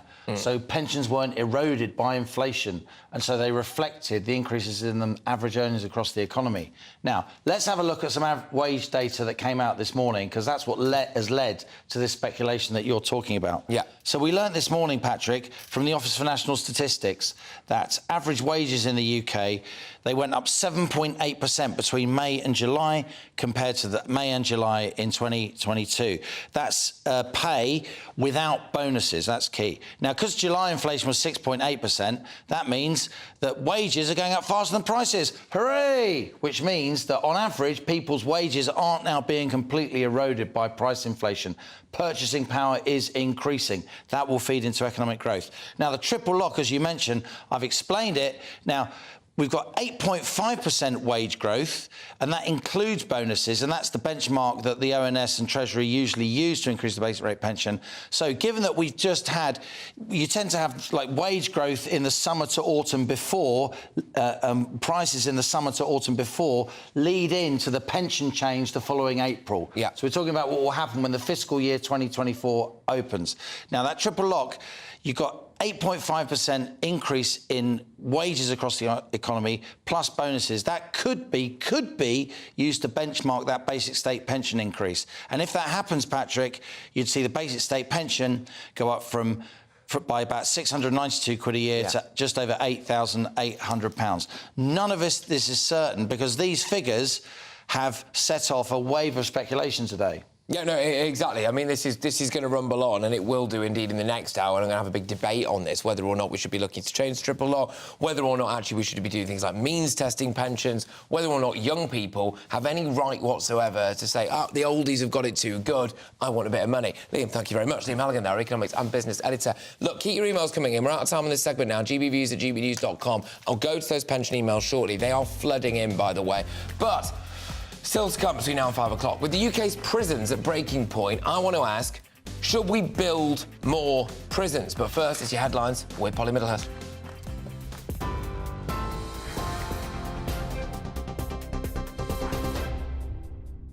Patrick, thank you. The top stories this hour. Poundland owner Pepco has agreed to buy up to 71 Wilko stores. That comes as the retailer prepares to close all its outlets by next month. Poundland also plans to offer roles to Wilko team members where possible. But Barclays Bank is cutting over 450 staff. Unite, the union which represents employees at the bank, has branded the decision unnecessary and unjustified. They've criticised Barclays for cutting jobs at a time when it's making big profits. And GB News can reveal that more than 3,250 migrants have crossed the English Channel over the last 11 days.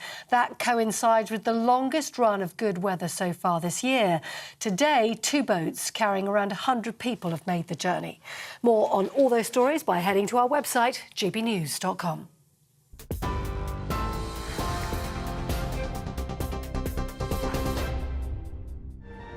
A brighter outlook with Boxed Solar. Proud sponsors of weather on GB News. Good afternoon. Well, the thunderstorm risk will continue across southeastern areas through this evening. Elsewhere, though, it'll turn dry and chilly as well. So we've got a front that's been sat across the middle of the country. That is pushing eastwards overnight, taking with it a lot of the rain. And behind that, it will turn fresher. But for the afternoon, though, we've still got some persistent rain over the likes of Yorkshire, Lincolnshire and in the southeast, where there's a warning in force for thunderstorms. As that rain clears overnight, there will be quite a lot of cloud around in its wake, and that cloud will cling to the hills and coasts across Kent and Sussex. Elsewhere, though, a dry and clear night and a chilly one, particularly for any Scottish glens, where there's a risk of frost to start on Wednesday morning. So a crisper, more autumnal feel to the start of Wednesday for the bulk of the UK, but it will feel that much cloudier and milder across the southeast. The odd shower could break out through the morning as well here. Otherwise, though, a dry day for much of Wednesday. Cloud will thicken through the day, though, and rain will arrive across Northern Ireland and northwestern Scotland by Wednesday afternoon. That rain will push into parts of Wales and northern England throughout Thursday morning as well, bringing these areas a much cloudier and damper day on Thursday. To the south and east, though, staying milder, and that theme continues through the rest of the week and into the weekend, with an increasing risk of thunderstorms across southeastern areas, but cooler further north. A brighter outlook with Boxed Solar. Proud sponsors of weather on GB News.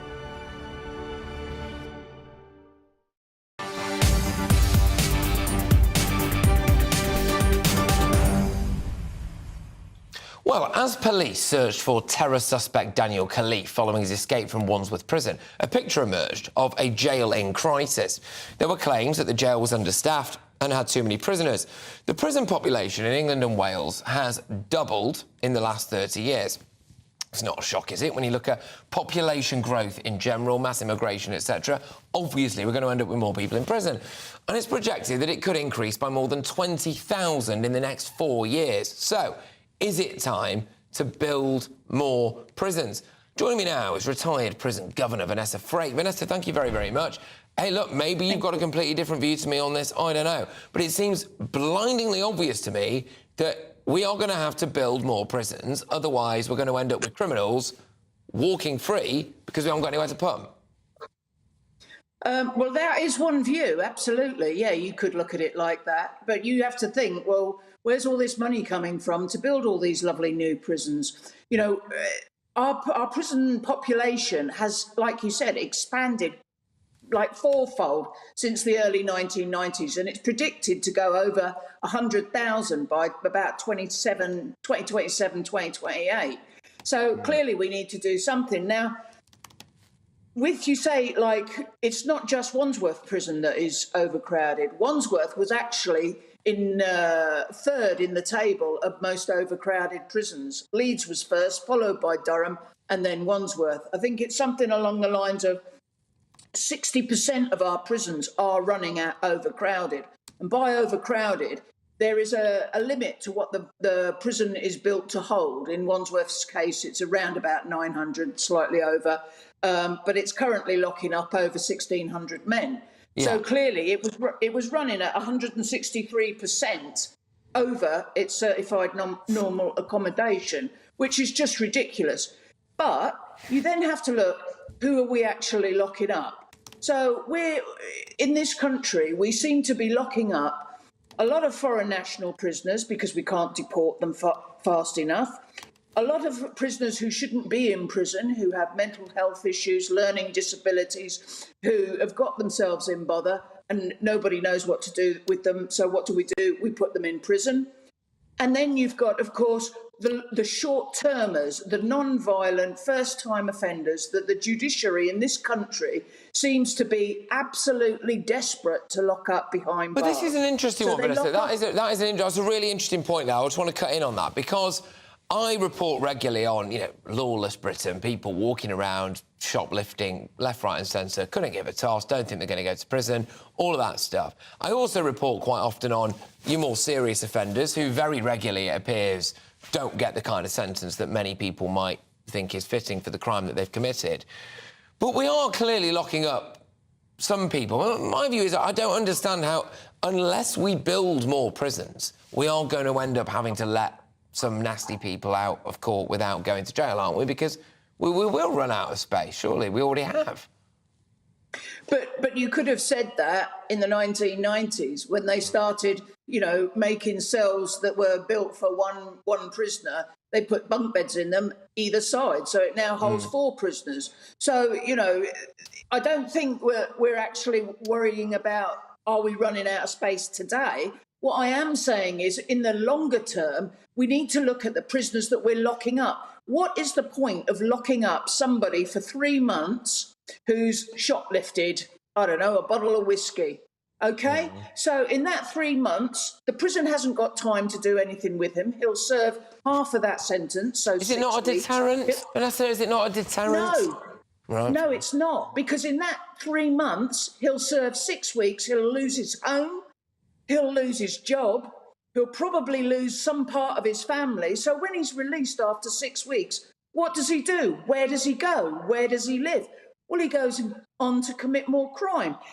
Those sentenced to less than 12 months for non-violent offences, 63% of those will re-offend within the first 12 months upon their release. This is costing us money. It's costing me money as a taxpayer. It's costing your viewers money as taxpayers. Surely there is a better option. Well, I agree with you. Everybody up. I do. Look, I get the points that you're making, right? I mean, the other side to it, which maybe we haven't considered, is the fact that our population is going to keep growing. So, just by virtue of the fact that we're going to end up continuing to have this population boom, I would say that even just for that alone, we do need to build more prisons. Like, we need to build more hospitals. Like, we need to build more schools. Like, we need to build, more everything, really. I mean, I think it's one thing maybe just saying, well, if we stayed as we are today with the number of people in the country, then we can maybe look to manage things better. But the fact is, we're going to end up with millions more people here in the next few years. So surely we therefore have to have more prisons as well, no?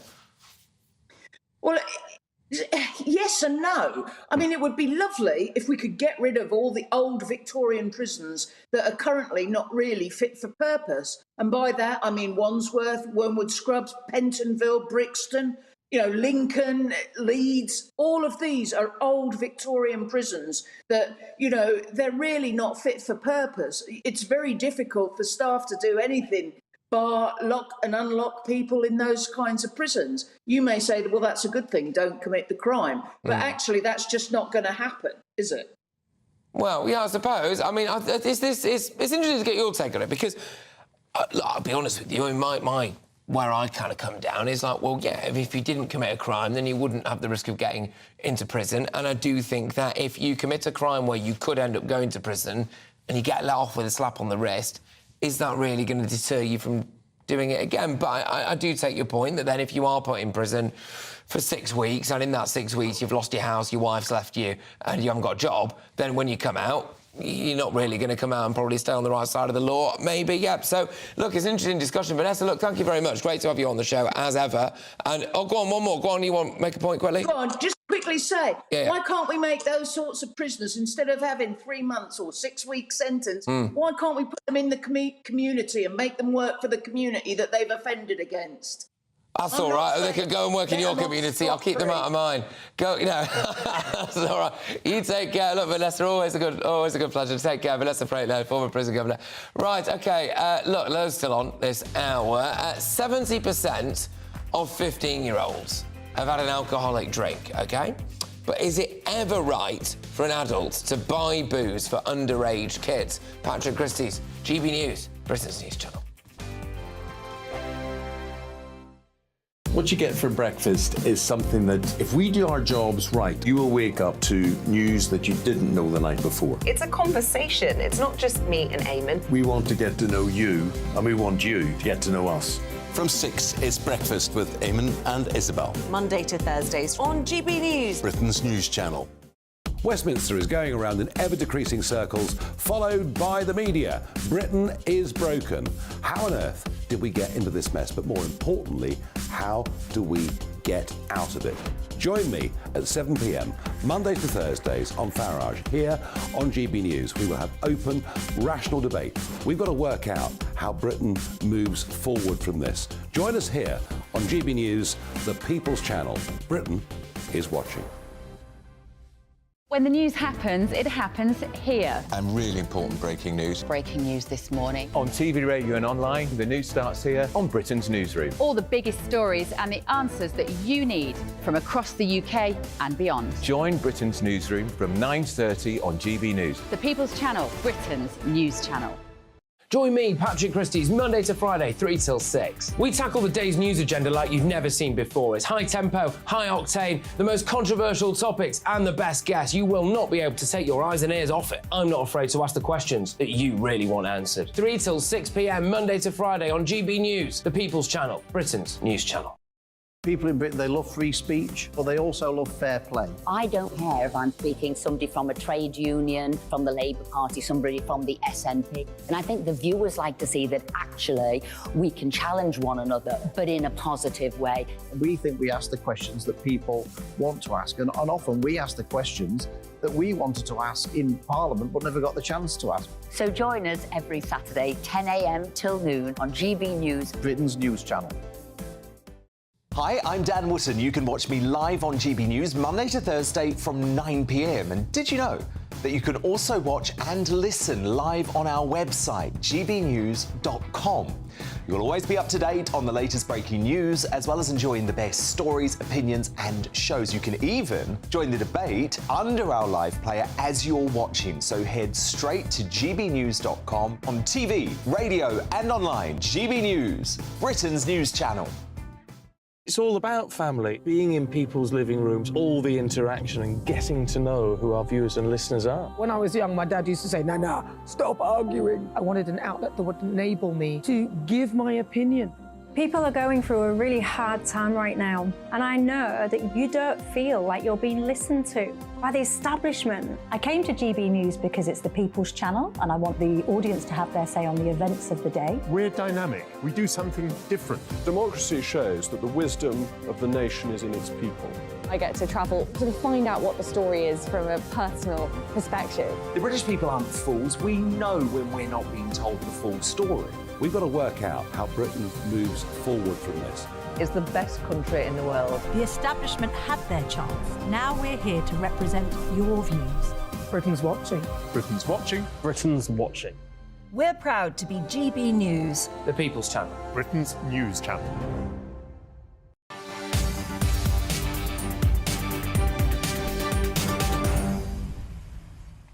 Welcome back. It is 4:46. You're watching and listening to me, Patrick Christys, on GB News, on your telly and on your radio. Now at 5, as the number of channel migrants this year passes 23,000, I will be having a chat about the fact that apparently more hardened, violent criminals are coming over from France. But here's a question for you.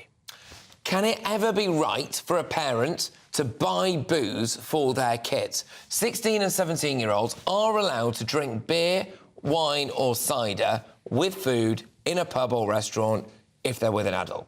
And here's something that I seriously did not know until today. I don't know whether or not I should be telling you this, actually. It is legal for 5-year-olds to drink alcohol at home. It's remarkable. But is it irresponsible for parents to let their kids drink booze, or is it OK to let them have the occasional drink, break them in early? I'm joined now by the journalist and author Julie Cook. Julie, thank you very much. Is it all right to give kids booze? No, it's not at all. And I was shocked like you, and I read today that at 5+ you can drink in the home. I had no idea that that existed as a law. It makes you think that you missed out for, you probably missed out for 15 years, didn't you? Well, exactly. I grew up in the 70s and 80s as a child where, you know, your dad would say, have a sip of beer. You know, it was all very, let the kids have a drink at home. And if I'm honest, Patrick, by the time I was 13, I was half cut half the time. So it really isn't very good. I don't think it's good to introduce alcohol to kids young. It just normalises it. And I was reading a piece as well today that there's the myth of the sort of French and Italian culture of drinking and it's all fine. Apparently that is just a myth. Apparently they still have alcohol problems. It's this complete myth we have that if you drink at the table like the French, you're going to be okay. Yeah, it's an interesting one though, isn't it? Because I suppose, I mean, there are children who led an incredibly sheltered life and then got to the age of 18 and went absolutely berserk because they'd not had any experience of drink or whatever. But then there are also maybe children who were allowed booze from a young age, like that glass of wine maybe from the age of about 12 or 13, who have also gone on to be alcoholics. So it's almost like there's no science to it, is there? But would you actively frown on a parent who let a 13 or 14-year-old have a glass of wine at home with the meal? I think I would, and I know that sounds terrible. I think, you know, 17, you're on the cusp of being 18. It's not that bad. Yeah. I think, you know, my son's 14 and I say, no, absolutely not. Mainly because I was, you know, a terrible binge drinker in my youth, in my 20s. It was kind of the late 90s, early 2000s when everyone was drunk all the time. It was completely normal. But I really do put that down to starting young and it being normalised by me, my own family and parents, friends of mine whose family and parents were always like, yeah, drink, it's fine. And I think I'm not like that as a result. Would you raise the drinking age legally, do you think?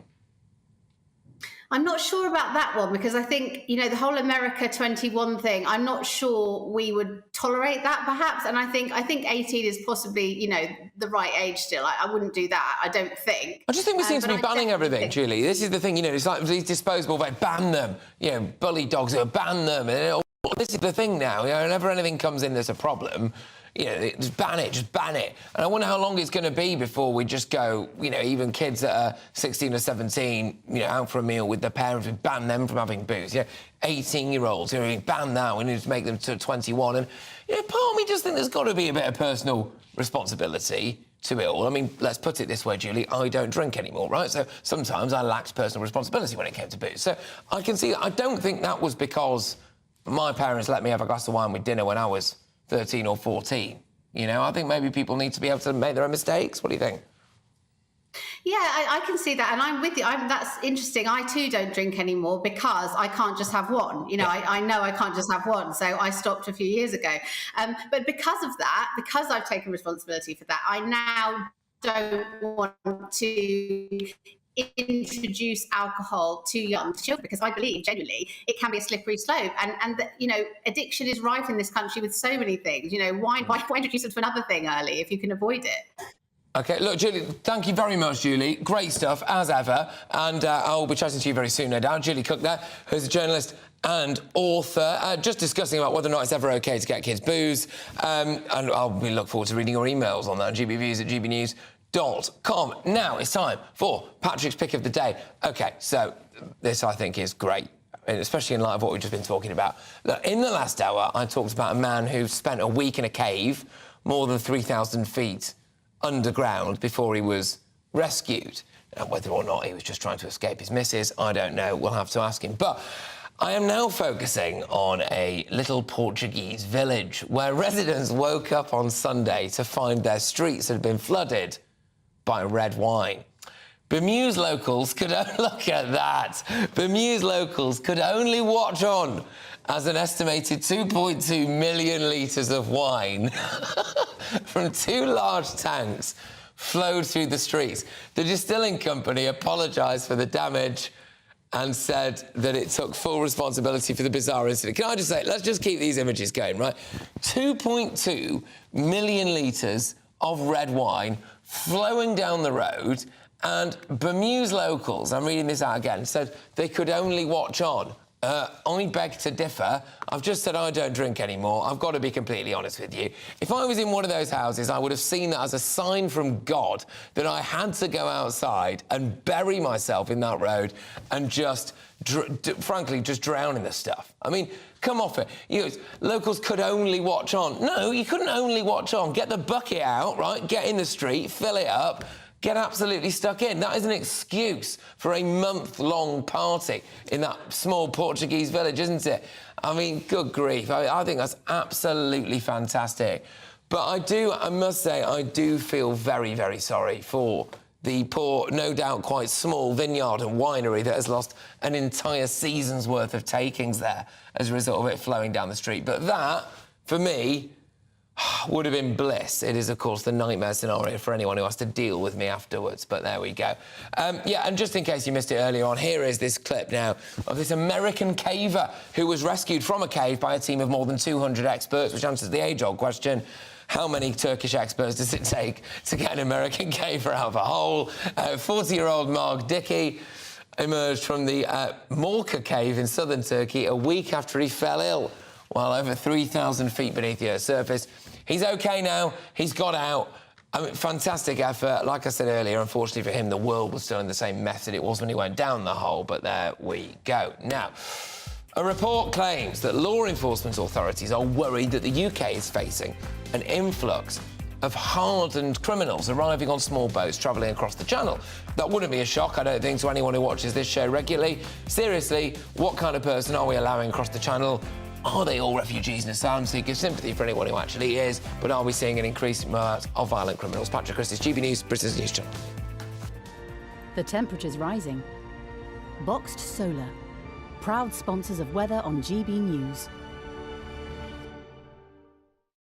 Good afternoon. Well, the thunderstorm risk will continue across southeastern areas through this evening. Elsewhere, though, it'll turn dry and chilly as well. So we've got a front that's been sat across the middle of the country. That is pushing eastwards overnight, taking with it a lot of the rain. And behind that, it will turn fresher. But for the afternoon, though, we've still got some persistent rain over the likes of Yorkshire, Lincolnshire and in the southeast, where there's a warning in force for thunderstorms. As that rain clears overnight, there will be quite a lot of cloud around in its wake, and that cloud will cling to hills and coasts across Kent and Sussex. Elsewhere, though, a dry and clear night and a chilly one, particularly for any Scottish glens, where there's a risk of frost to start on Wednesday morning.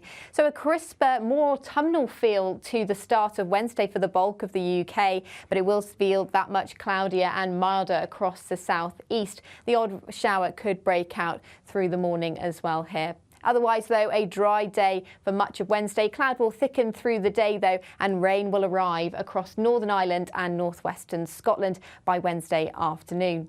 That rain will push into parts of Wales and northern England throughout Thursday morning as well, bringing these areas a much cloudier and damper day on Thursday. To the south and east, though, staying milder, and that theme continues through the rest of the week and into the weekend, with an increasing risk of thunderstorms across southeastern areas, but cooler further north. The temperature's rising. Boxed Solar, proud sponsors of weather on GB News. The Live Desk with me, Mark Longhurst. And me, Pip Thompson. It's here Monday to Friday on GB News. From midday, we'll bring you the news as it breaks, whenever it's happening and wherever it's happening, from across the UK and around the world. Refreshing, feisty, but with a bit of fun too. If it matters to you, we'll have it covered on TV, radio and online. Join the Live Desk on GB News, the People's Channel, Britain's news channel. Weeknights on GB News from 6 p.m. You'll always get drama. Please stop, Michelle. I know, yeah. Please stop. Should I just shut up? Romance. You like me, I like you. There you go. There you are. Well, don't tell anybody. Adventure. Etc. That's the whole point, but bomb. And action. Sergeant, the big read, my superstar panel that already at it. They're fighting. It's going to be quite a show. Only on GB News, the People's Channel, Britain's news channel. So Jubes and Kerr, we tackle the issues of the day with real robust debate, both sides of the fence, battling it out with me in the middle with my forthright opinions and views, and often really interesting things happen because you start with a position and then by the end of the debate you find actually, well, I might not have thought about that one. What we need in this country is 2 new political parties. You should maybe think about doing a 2024 calendar. I'm Michelle Dewberry and I'm keeping you company right through until 7 o'clock this evening. GB News, the People's Channel, Britain's watching. Monday to Thursday, 9 p.m. till 11 p.m. Join me, Dan Wootton, for 2 hours packed full of unfiltered opinions, unique takes, and fiery debates. I guarantee you blockbuster guests and exclusive reporting with no spin, no bias, no censorship. I think there is a culture of collusion, quite frankly. And no reason to go to bed. That's Dan Wootton tonight on TV, radio, and online. Monday to Thursday from 9 p.m. till 11 p.m. only on GB News, Britain's news channel. In a world of dull and predictable radio and TV shows. Oh, hi. On Mark Dolan tonight, we've got big guests. We drill into the big stories of the day. The show adds up to a brilliant listening and viewing experience. Mark Dolan Tonight is the most entertaining current affairs show ever, and that's a fact. That's Mark Dolan Tonight, Friday, Saturday and Sunday from 9. Only on GB News, Britain's news channel. Like all families, we have arguments every now and then, but actually we agree on what the mission of GB News is, and that's the most fundamentally important thing. GB News provides the kind of platform that lets all voices be heard. We don't hold back. We're free to say what we really think. Just because some people who live in a tiny little Westminster bubble think that their particular story is important, that's not the most important story for me. And often they will be difficult stories, stories that you won't find on the establishment media. Because what people think in the north of England may be very different to what they're thinking in the home counties. We're going to carry on telling the world what life is really like for households up and down the UK. We love to be in your car, in your kitchen as you're having your breakfast. Whatever you're doing, you are part of the show. If it matters to you, it matters to us. Britain's watching. Britain's watching. Britain's watching. We're proud to be GB News, the People's Channel, Britain's news channel.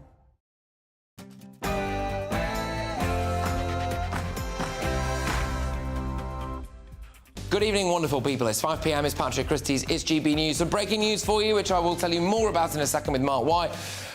People smugglers, alleged people smugglers, have been arrested, and so I will have some more of the info on that breaking news story for you in just a tick. But we're also going to be talking about this story as well. Violent migrants on their way to Britain. Human traffickers apparently schooling some migrants in how to be violent in order to get to Britain. What kind of people are we really importing? Other news about today that I'll be getting stuck into. Should we, yes, instead of, kill all XL bullies, like it seems to be the headlines across all the national press, should we actually save them? Are they these dangerous, ferocious, child-eating beasts? Or actually, is it the owners who are to blame, and maybe we should be going after them instead? Big discussion on that shortly. I'll also be talking about this, another hot topic for you. Yes, protect the pensioners. So we're saving XL bullies and pensioners this hour, apparently. But should we be looking after the pensions triple lock? Have pensioners paid into the tax system their entire lives? They need looking after in their dotage, or are they quite wealthy, sitting on property, and they need to make way for the youth? And I think I've got one more as well, haven't I? Yes, I do indeed. On China, China's climate con. So, even if we bankrupted ourselves, sacrificed ourselves at the altar of the big green agenda, it would mean naff all unless China does anything. Is China going to do anything? No. So what's the point? Patrick Christys, GB News.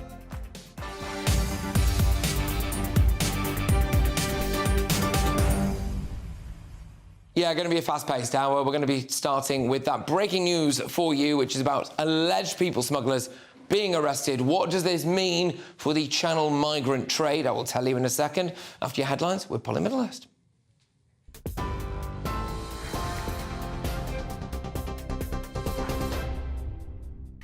Patrick, thank you. Good afternoon. Well, the Poundland owner Pepco has agreed to buy up to 71 Wilko stores. That comes as the high street chain prepares to close 24 of its outlets today, with the rest to shut by next month. That means over 12,000 jobs are now at risk, although Poundland says they do plan to offer some roles to Wilko team members where possible. Meanwhile, Barclays Bank is cutting over 450 jobs. Unite, the union which represents employees at the bank, has branded the decision unnecessary and unjustified. They say it'll leave people concerned about their job security and livelihoods, and they've criticised Barclays for cutting jobs at a time when it's making big profits. Now, GB News can reveal that more than 3,250 migrants have crossed the English Channel over the last 11 days. That coincides with the longest run of good weather so far this year. Home Office figures show that 144 Channel migrants crossed yesterday in 3 small boats. Today, so far, 3 boats have crossed carrying around 120 people. The total figure, though, is 17% down on the same period last year. Now, some breaking news that's come to us in the last half hour. A residential street in Glasgow has had to be evacuated after the discovery of a suspected unexploded ordnance device. Police Scotland tell us they were called shortly after midday to a property after it was found in a back garden. The explosive ordnance disposal team has been dispatched to the property and a cordon is in place around where it's been found. People in surrounding properties as well have been asked to leave their properties as a precaution until the item can be safely disposed of. We'll keep you up to date on that one. And more breaking news in the United States. The Republican Speaker of the House of Representatives has called for an impeachment inquiry into US President Joe Biden. Kevin McCarthy says lawmakers in his party have uncovered serious and credible allegations into the president's conduct, labelling it a culture of corruption. Republicans have accused the Democrat leader of profiting while he served as vice president from 2009 to 2017 through his son Hunter Biden's foreign business ventures. The White House has said there's no basis for any investigation. And staying with overseas news, North Korea's leader Kim Jong-un is in Russia ahead of a meeting with President Putin. It's only the 7th time he's left his country, although his last trip to Russia was in 2019. The two leaders are expected to discuss a deal to supply humanitarian aid to North Korea in exchange for supplying Russia with munitions for its war against Ukraine. And that comes amid warnings from Washington that the two countries should not be agreeing on an arms deal. Here at home, stars of sport and reality TV have been meeting at 10 Downing Street today to discuss online safety. That's as the online safety bill returns to the House of Commons for its final reading. The planned law imposes new legal duties on big tech companies to crack down on trolls. Michelle Donnellan, who's Secretary of State for Science, Innovation and Technology, says it'll make the UK the safest place in the world to be online. So via this bill, we're making cyber flashing illegal, we're making intimate image abuse illegal, and we're also making the promotion of self-harm illegal. This is going to be transformational. It is going to be groundbreaking. Now, Surrey police say they're working to secure the safe return of Sarah Sharif's 5 siblings from Pakistan. The 10-year-old was found dead at her home in Woking in Surrey last month. Her father, stepmother and uncle quickly left the UK a day before with all her siblings. The force says it's working with international authorities after a Pakistan court ruled the children would be temporarily moved to a government childcare facility. Regulators may have breached environmental law by allowing water companies to discharge sewage outside of exceptional circumstances, and that's according to the government watchdog. Normally, the practice is only allowed following unusually heavy rain to prevent flooding in residential homes. However, the Office for Environmental Protection says DEFRA, the Environment Agency and Ofwat may all have misinterpreted the law. Steve Reid is Shadow Environment Secretary and he says the breach is shocking. To find out that the government itself may have broken the law by their failure to intervene with these water companies who are themselves illegally dumping raw sewage in our waterways just goes to show that it is the government that is at fault for what we're seeing in our rivers, in our lakes, and lapping up onto our beaches at the moment. Raw sewage, stinking toxic sewage that will disgust people up and down this country, that this Conservative government has allowed this to happen. Now, the Princess of Wales has been seen with an injured hand while on a visit to a prison in Surrey today. Kate was pictured with her right index and middle fingers taped together, and she said she'd injured herself at home on a trampoline, Kensington Palace, saying it's nothing serious. The future Queen went to see how prisoners at HMP Highdown are supported and managed to recover from addiction. You're with GB News across the UK on your TV, in your car, on your digital radio, and now on your smart speaker by saying play GB News. This is Britain's news channel.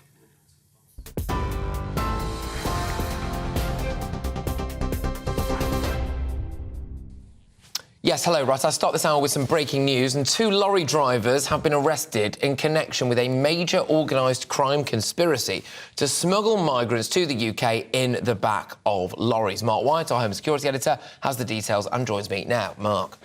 Yeah, these are 2 lorry drivers by the name of Nicolae Toma from Arad in Romania and Vasile Balcove, also from Romania, both men in their 40s, who have been arrested in connection with what is an ongoing, very significant National Crime Agency investigation into a huge people smuggling operation that is not using small boats this time, but using lorries to take people to the UK and indeed to smuggle people out of the UK. This is quite often used in you know, for those that have been perhaps convicted or are about to be convicted of significant crimes, to smuggle them out of the country and away from UK law enforcement. So both these men were, according to the National Crime Agency, believed to be linked to a kingpinning of a London organised crime network, a man called Mohammed Mokhtar Hussain. Now, Mohammed Mokhtar Hussain was arrested, you can see him in this video, and then convicted in June of this year, sentenced to 10.5 years in prison for a leading role in this huge people smuggling operation.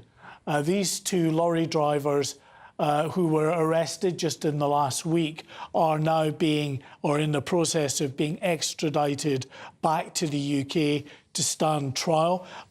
With regard to that first man, Nicolae Tome, he is charged, suspected of trying to smuggle 9 migrants out of the UK.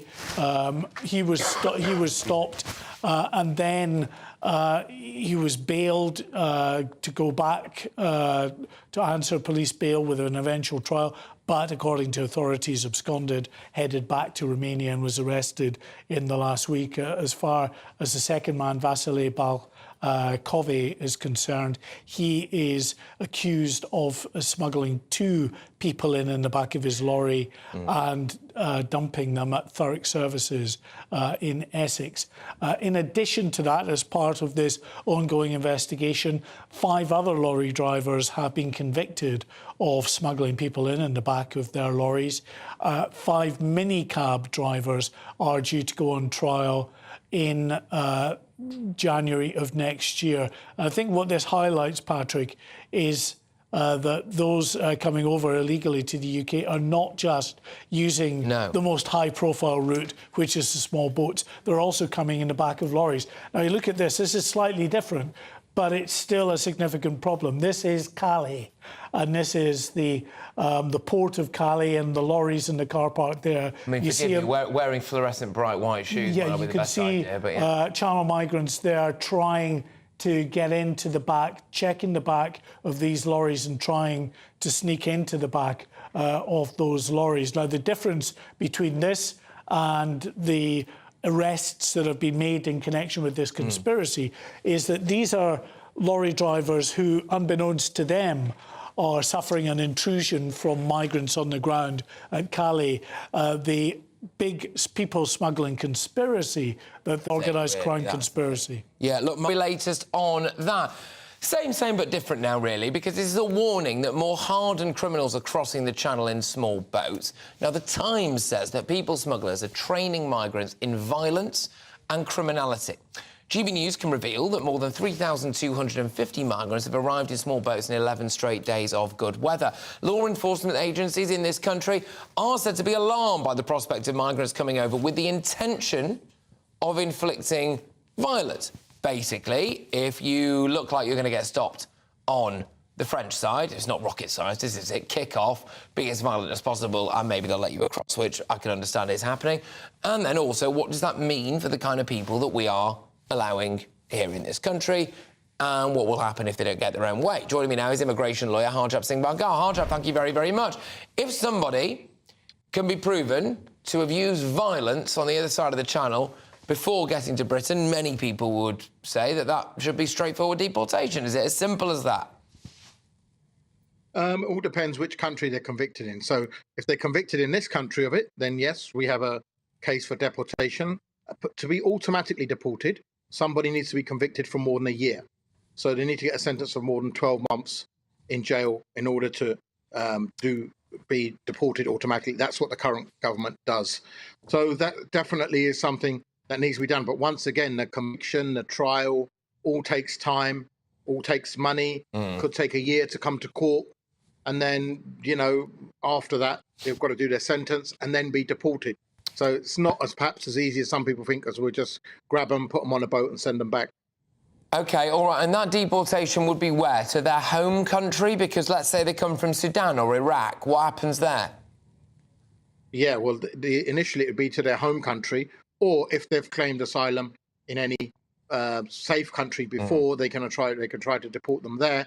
If there's a civil war in their country and they can't be returned, then they can always raise a human rights claim and say, well, hold on, you can't send us back. There's a war. There's a fear of us dying.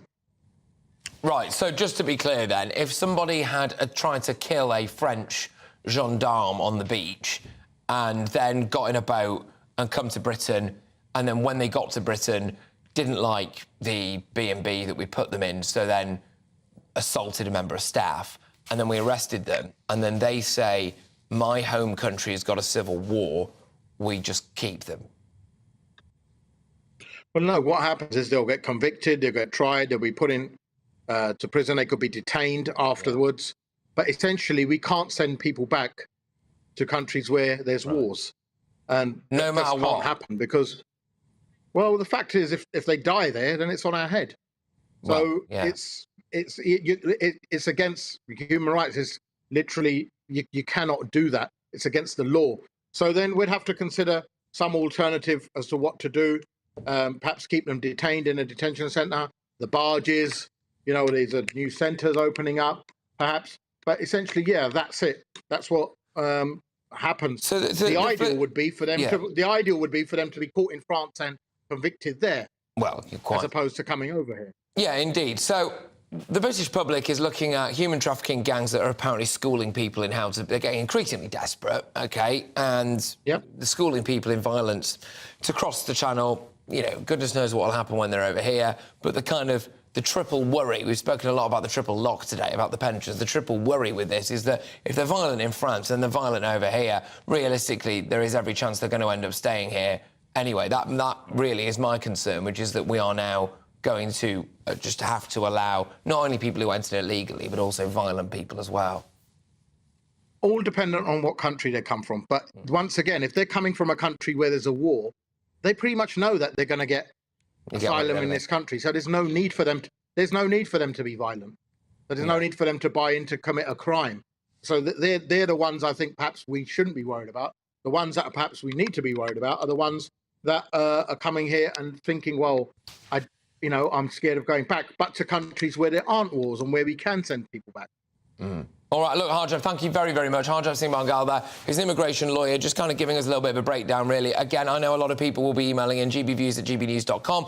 Look, this is one of the big questions. If somebody is from a country where there is genuine war, OK, do you deport them if they commit a violent crime here? I mean, you can't, unfortunately, at the moment. I would come down on the fact of, yes, I think we should. People might be shouting at their TV screens now, going, how could you monster? I'll go, well, if you're violent, I'm sorry, that's maybe a bridge too far. But we're moving on from that now, because this is another topic that has got you all going in the inbox. It's about the XL bullies, these big dogs. Now, the mother of a 10-year-old boy who was killed by an American bully XL has questioned why the government hasn't acted sooner to ban the breed. Home Secretary Suella Braverman is seeking urgent advice on whether to ban it, calling it a clear and lethal danger, particularly to children. But are the dogs bully by name, bully by nature? This has split viewers so far. Some people saying yes, literally one person emailed in to say I'd round them up and shoot them. I then had another email, the next email off the back of that, which was, it's always the owners to blame, not the dog, which I think summarises basically where the nation is on this. But I'm joined now by journalist Michael Walker, who I believe, Michael, great to have you on the show. Right, tell us about so have you got one of these dogs then? What's your setup? So I co-own a half bully with my ex-partner. So I can't introduce you to her now, unfortunately, because she's at his house. But yeah, we've had her since she was 6 months. She is half bully, so half bully, half staffy. And compared to sort of your viewers' comments who you've sort of just read out, I'm actually in the middle on this. I think it is the dog as much as the owner. And I'm in favour of some sort of ban on American bullies. That might sound strange as an owner of one, but I do think we should stop breeding them. I think it was probably a mistake that we let them sort of grow as a breed to such a degree that we have over and above the staffy, which I think is a sort of nicer dog overall. My concern, though, is the way that we have potentially begun discussing this as a nation, because while I think we should neuter them en masse, essentially, we do need to recognise that there are currently a lot of bullies in the country who are people's family dog, and you can't just have a situation where anyone with one of these dogs is demonised and the state takes them away. Yeah. Because people have raised these dogs in good faith. They're members of people's families now. So we have to recognise that a problem has been created, but we have to sort of resolve this in a considerate way, as opposed to necessarily a completely... I suppose at the moment, they're being demonised, which I can see why that's happened. There have been some terrible things that have happened. There's been some horrible videos. But I think there's been a policy mistake, which is to let this go on this long. But we can't have a situation whereby you're just mass culling dogs or making the lives of dog owners miserable. Yeah, no, I completely agree with you on this. Look, you mentioned distressing videos there. This is just a little warning for viewers of a sensitive disposition. I'm going to play you a little clip now of probably the latest thing that sparked the latest discussion of an XL bully attacking someone in Birmingham, or a few people in Birmingham. So we'll play that clip, and I'll just ask you, Michael, look, your experience of one of these dogs, right? You tweeted something that I found quite interesting, which is, I'm paraphrasing here, your dog was a bit mental until it got to about 2 years old and then it calmed down.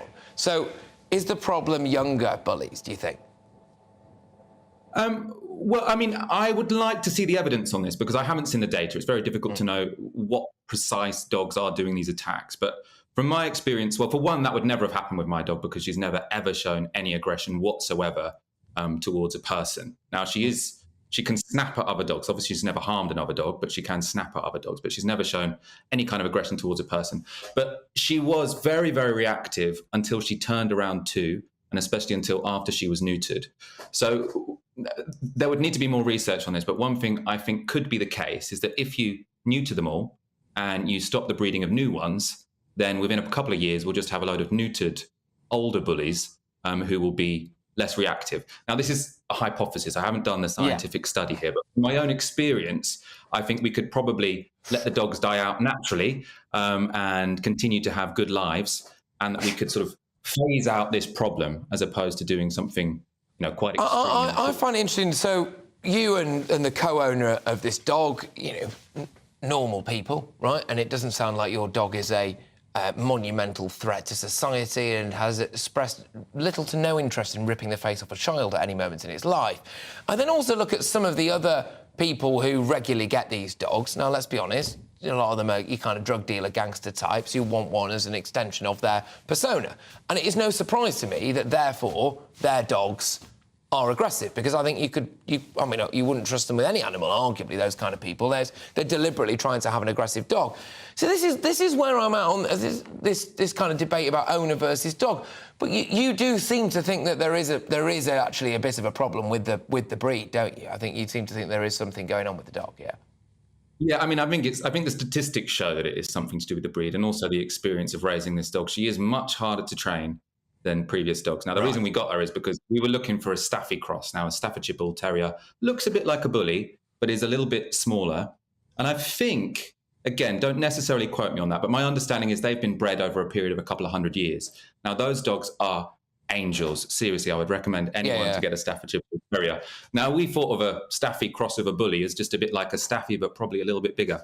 Now, I think because they're a newer breed, there is something going on with them where they are a lot more reactive than other dogs. We did live with a Staffy / crossed with a Husky before, and she was an actual angel. I know everyone thinks their dog is an angel, but she would barely even bark, let alone sort of react to things. The bullies are very, very reactive. So I think there is something going on in the genetics of that dog, which means that we probably shouldn't allow them to continue to grow as family pets in this country. The issue is just, how do we manage this transition? How do we do it?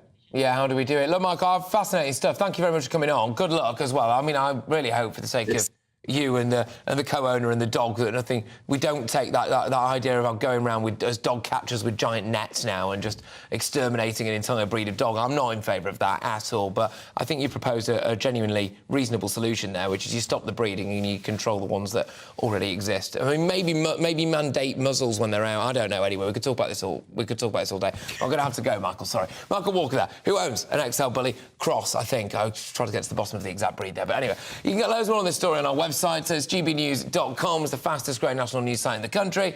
All the best analysis, big opinion, all the latest breaking news. Now, in the wake of the parliamentary spying scandal, Business Secretary Kemi Badenoch said that we can't ban Chinese products if we're going to reach our net zero targets. Basically, if China doesn't do anything about the environment, then why should we? Because it's not going to make a blind bit of difference. Patrick Christys, GB News, Britain's news channel. What you get for breakfast is something that, if we do our jobs right, you will wake up to news that you didn't know the night before. It's a conversation. It's not just me and Eamon. We want to get to know you, and we want you to get to know us. From 6, it's Breakfast with Eamon and Isabel. Monday to Thursdays on GB News, Britain's news channel. Westminster is going around in ever-decreasing circles, followed by the media. Britain is broken. How on earth did we get into this mess? But more importantly, how do we get out of it? Join me at 7 p.m, Mondays to Thursdays on Farage, here on GB News. We will have open, rational debate. We've got to work out how Britain moves forward from this. Join us here on GB News, the People's Channel. Britain is watching.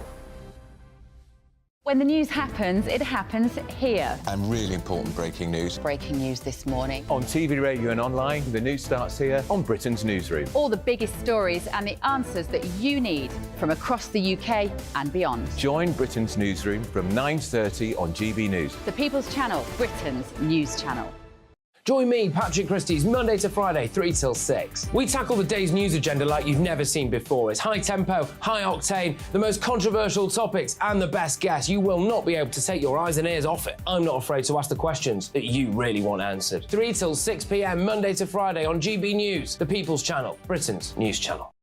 People in Britain, they love free speech, but they also love fair play. I don't care if I'm speaking somebody from a trade union, from the Labour Party, somebody from the SNP. And I think the viewers like to see that actually we can challenge one another, but in a positive way.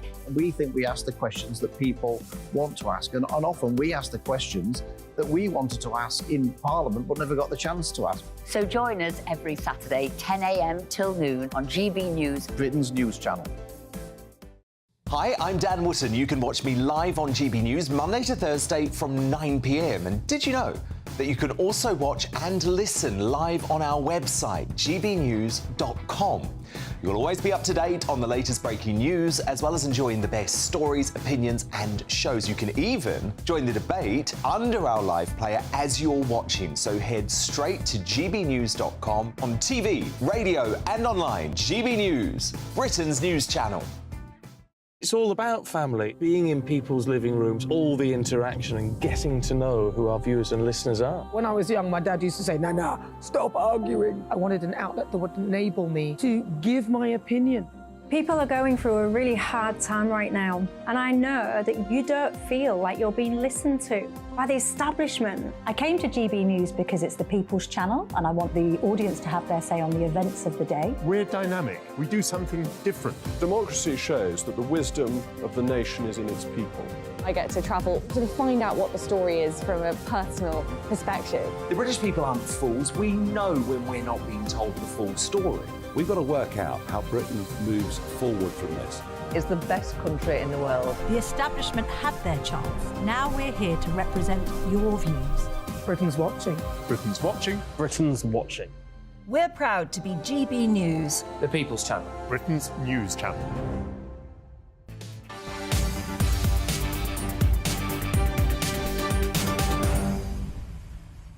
Welcome back, 5:27. You're watching and listening to me, Patrick Christys, on GB News, on your TV, online and radio. Now, with the state pension set to rise by more than 8% next year, costing taxpayers £9 billion. In a few moments, I will ask whether it's time to ditch the triple lock. I don't think it is, so stop the hate. But there we go.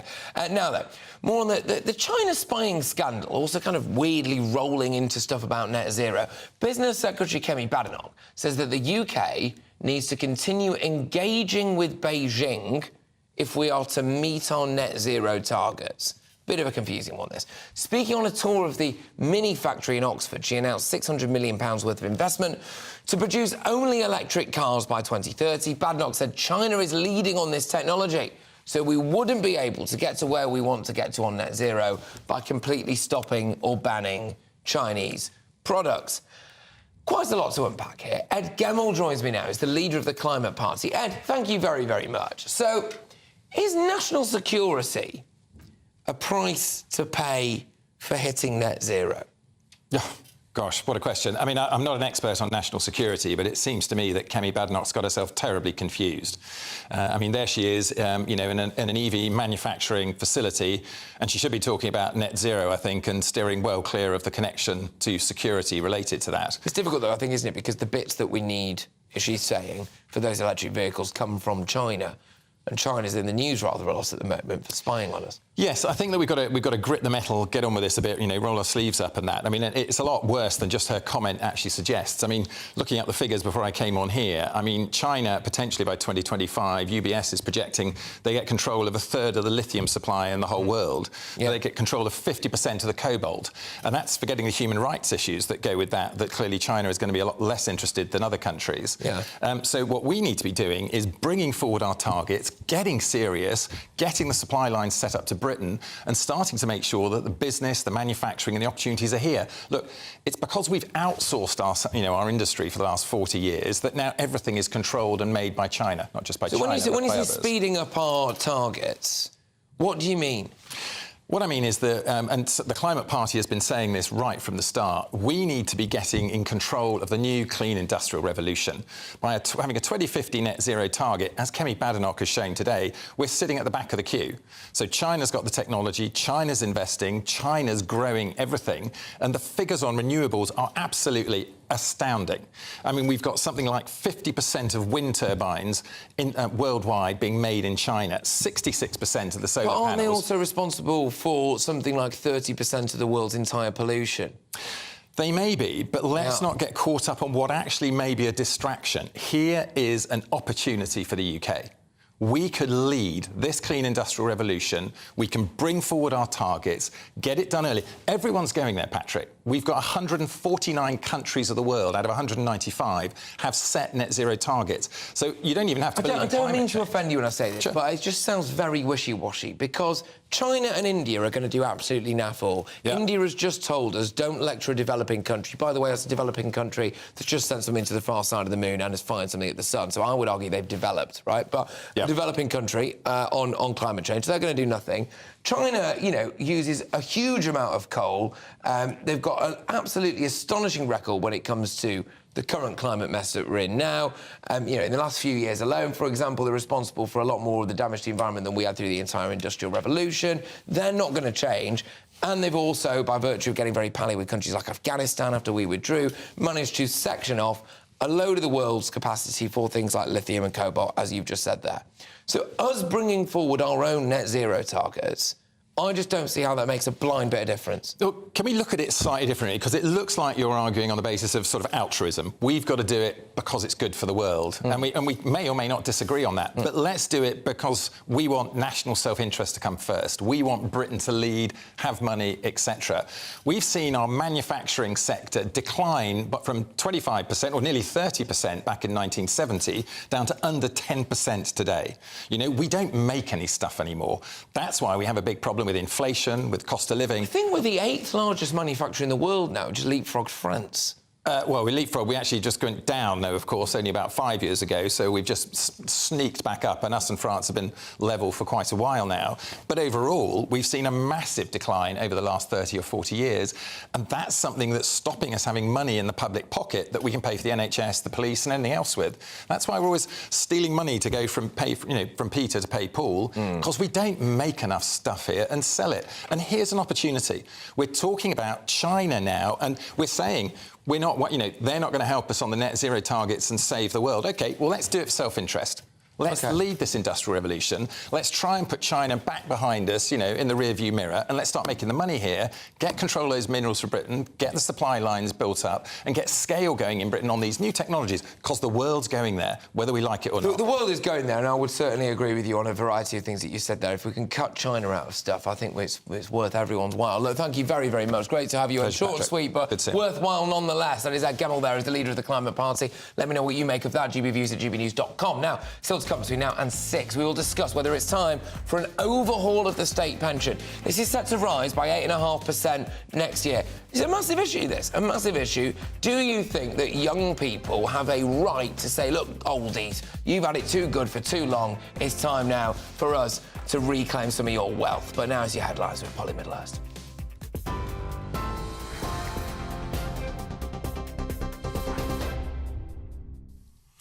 Patrick, thank you. The top stories this hour. Poundland owner Pepco has agreed to buy up to 71 Wilko stores. That comes as the retailer prepares to close all its outlets by next month. Poundland also plans to offer roles to Wilko team members where possible. But Barclays Bank is cutting 450 positions. Unite, the union which represents employees at the bank, has branded the decision unnecessary and unjustified. They've criticised Barclays for cutting jobs at a time when it's making big profits. And GB News can reveal that more than 3,250 migrants have crossed the English Channel over the last 11 days. That coincides with the longest run of good weather so far this year. Just 2 small boats carrying around 100 people made the journey today. More on all those stories by heading to our website, gbnews.com.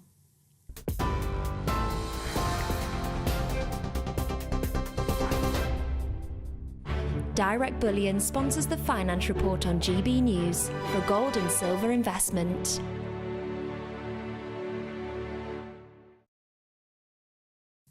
And a quick look for you at today's markets now. The pound buying you $1.2486 and €1.1631. The price of gold is £1,533.60 an ounce. And the FTSE 100 closed today at 7,527 points.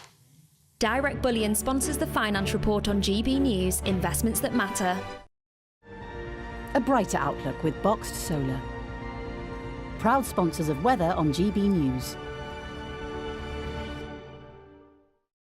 Good afternoon. Well, the thunderstorm risk will continue across southeastern areas through this evening. Elsewhere, though, it'll turn dry and chilly as well.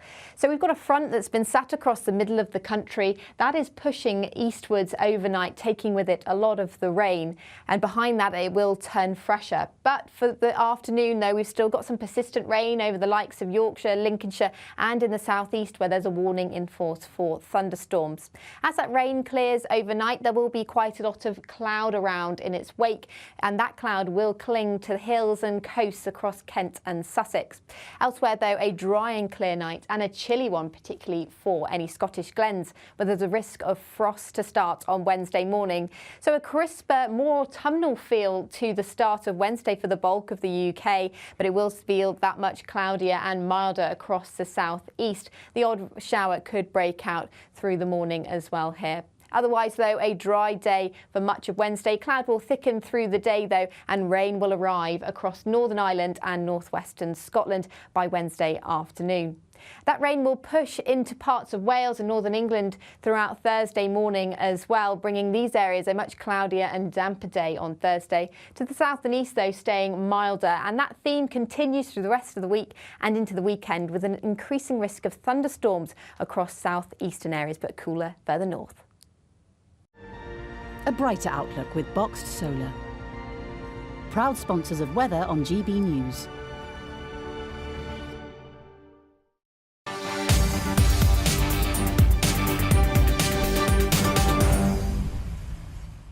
So this topic has gone absolutely feral in the inbox so far, which is all about the triple locks, all about the pension. Now, the elderly could be set for a bumper state pension increase in April of around 8.5%, as average wages outstrip the pace of inflation for the first time in over a year. But Labour's deputy leader, Ms Angela Rayner, has joined the Prime Minister in refusing to commit to keeping the triple lock in place if they win the next election. This is deeply controversial. Many pensioners think, I've paid into the system my entire life, I've never stuck my hand out and asked for anything, I should be getting this pension and this pension increase. They also say the increase isn't massive, I can't live just off the state pension alone. Come on, what's the hoo-ha about? Then you've got a lot of young people saying, well, where's my handout? OK, the cost of living crisis, can't get on the property ladder, you're in your 70s and you're sitting in a £1 million house with just one of you. Come on, I need to spread the wealth a little bit. So therein lies the debate, basically. So I'm going to be asking, should we keep the triple lock? Firstly on this is our economics and business editor Liam Halligan with On the Money.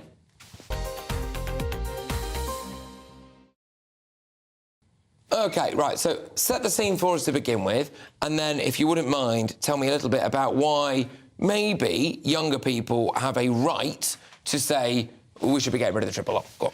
Lots of complicated ideas knocking around here, so let's just go through them.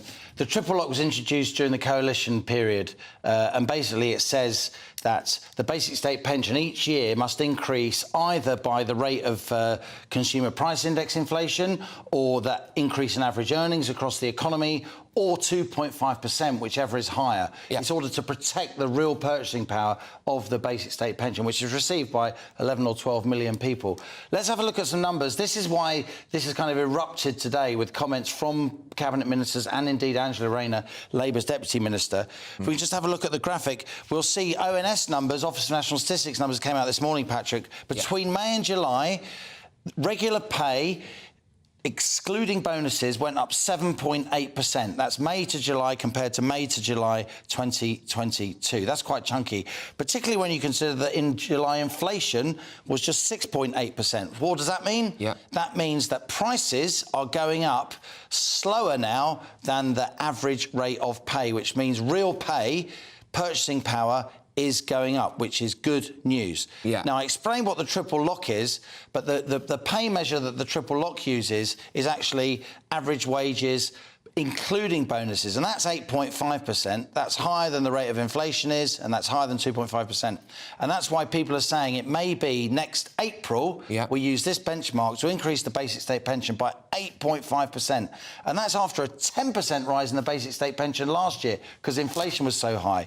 That, in real money, Patrick, if that 8.5% rise goes through, the triple lock holds, pensioners from April will get 692 quid extra a year. The basic state pension, 8,814. Right. Now, a lot of young people are saying, hang about. We're not saying there isn't pensioner poverty, but there are special benefits for pensioner poverty. Winter fuel allowance, other kind of support, income support and so on. A lot of young people are saying, a lot of these pensioners They got houses. They bought houses cheaply. We can't get on the property ladder. They're saying we are paying the money into the exchequer that is actually paying for these pensions because there's no kind of pension fund. This is it, right. This is really a key point. And that's a key point. This is the key point because, as I've got an email in now, Patrick, I've paid into it for 35 years. I won't name you. Some people for 40, and yet we are one of the lowest paid pensioners. So there is a feeling out there amongst pensioners that they've paid into the system all their lives. They've paid for their own pension. And I absolutely recognise that sentiment, and I've got many emails saying the same thing as well. And the basic state pension in the UK is relatively low among wealthy countries like ours. So elderly who have paid all their life, they're saying, well, it's only a small pension, you know, on your bike, son. I deserve this. Maybe fewer avocado sandwiches and go to Ibiza less, young people, and you could be able to afford to buy a house. I could counter that easily, but I won't at this stage. What I would say, though, is that there's a bit of a myth here. Yes, you are paying in to the system. You are paying into national insurance, but it all just goes into one massive pot and is spent immediately. There is no stock. There is no fund of pension assets invested somewhere that pays the basic state pension. It's a pay-as-you-go pension rather than a funded pension. OK, right, good stuff. Now, I'm joined by Rebecca O'Connor, who's the Director of Public Affairs at Pension B, who joins me now in just a second, I believe. So, Rebecca, yes, there we go. Thank you very much. Right. Why should we keep the triple lock? There will be pensioners now shouting at their TV screens, going, oh, come on, we need this triple lock. Why? In many ways, pensioner income from the state pension still playing catch-up with previous years where pensioners didn't get regular rises. The triple lock was introduced to make sure that their incomes did rise, and it's still taking effect. To some degree, politicians who introduced it years ago would say that actually we still need it because it's not high enough yet. So, you know, obviously the cost of the public purse is really significant. It's particularly significant after 2 years of way above average rises.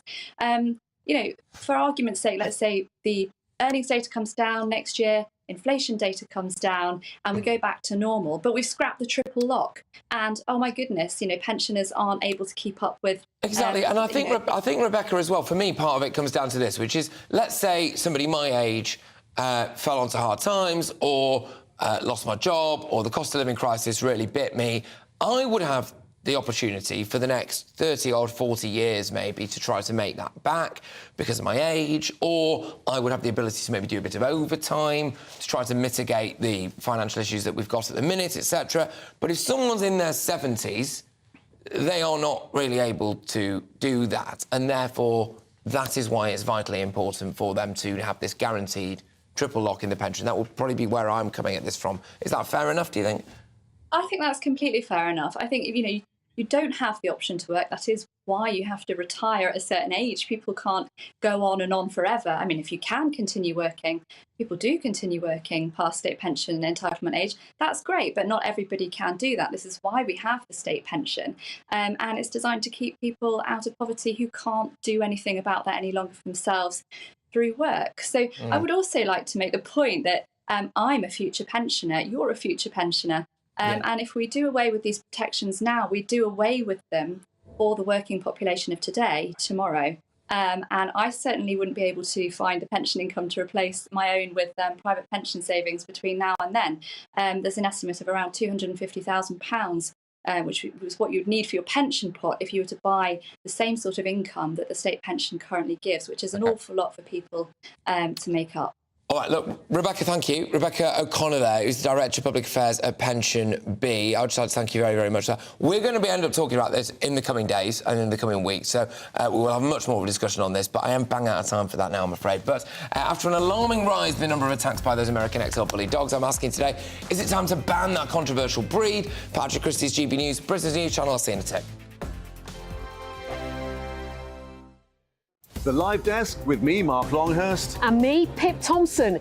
It's here Monday to Friday on GB News. From midday, we'll bring you the news as it breaks, whenever it's happening and wherever it's happening, from across the UK and around the world. Refreshing, feisty, but with a bit of fun too. If it matters to you, we'll have it covered on TV, radio and online. Join the live desk on GB News, the People's Channel, Britain's news channel.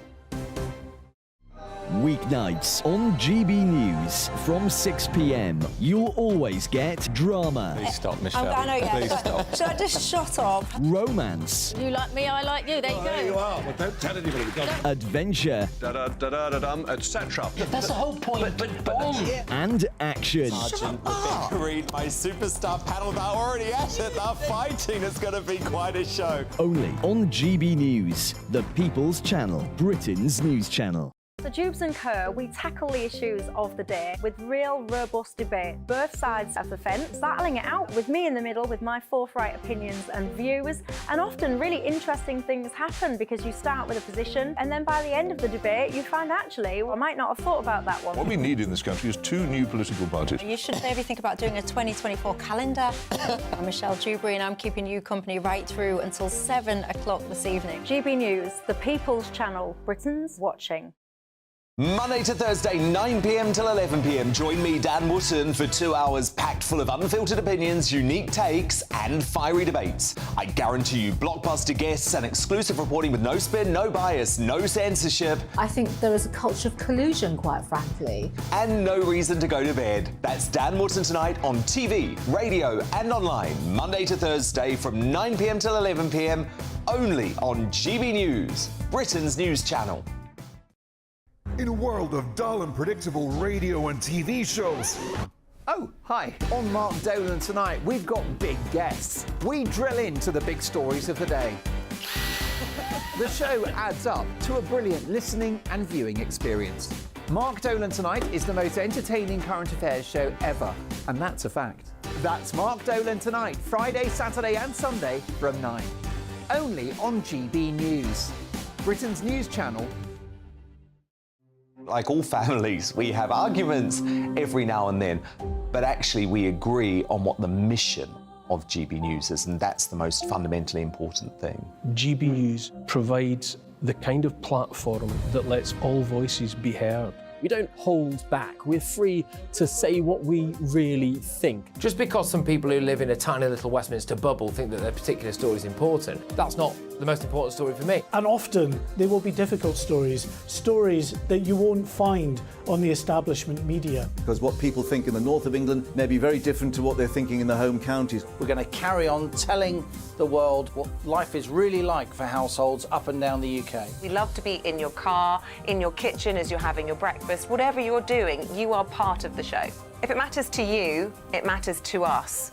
Britain's watching. Britain's watching. Britain's watching. We're proud to be GB News, The People's Channel, Britain's news channel.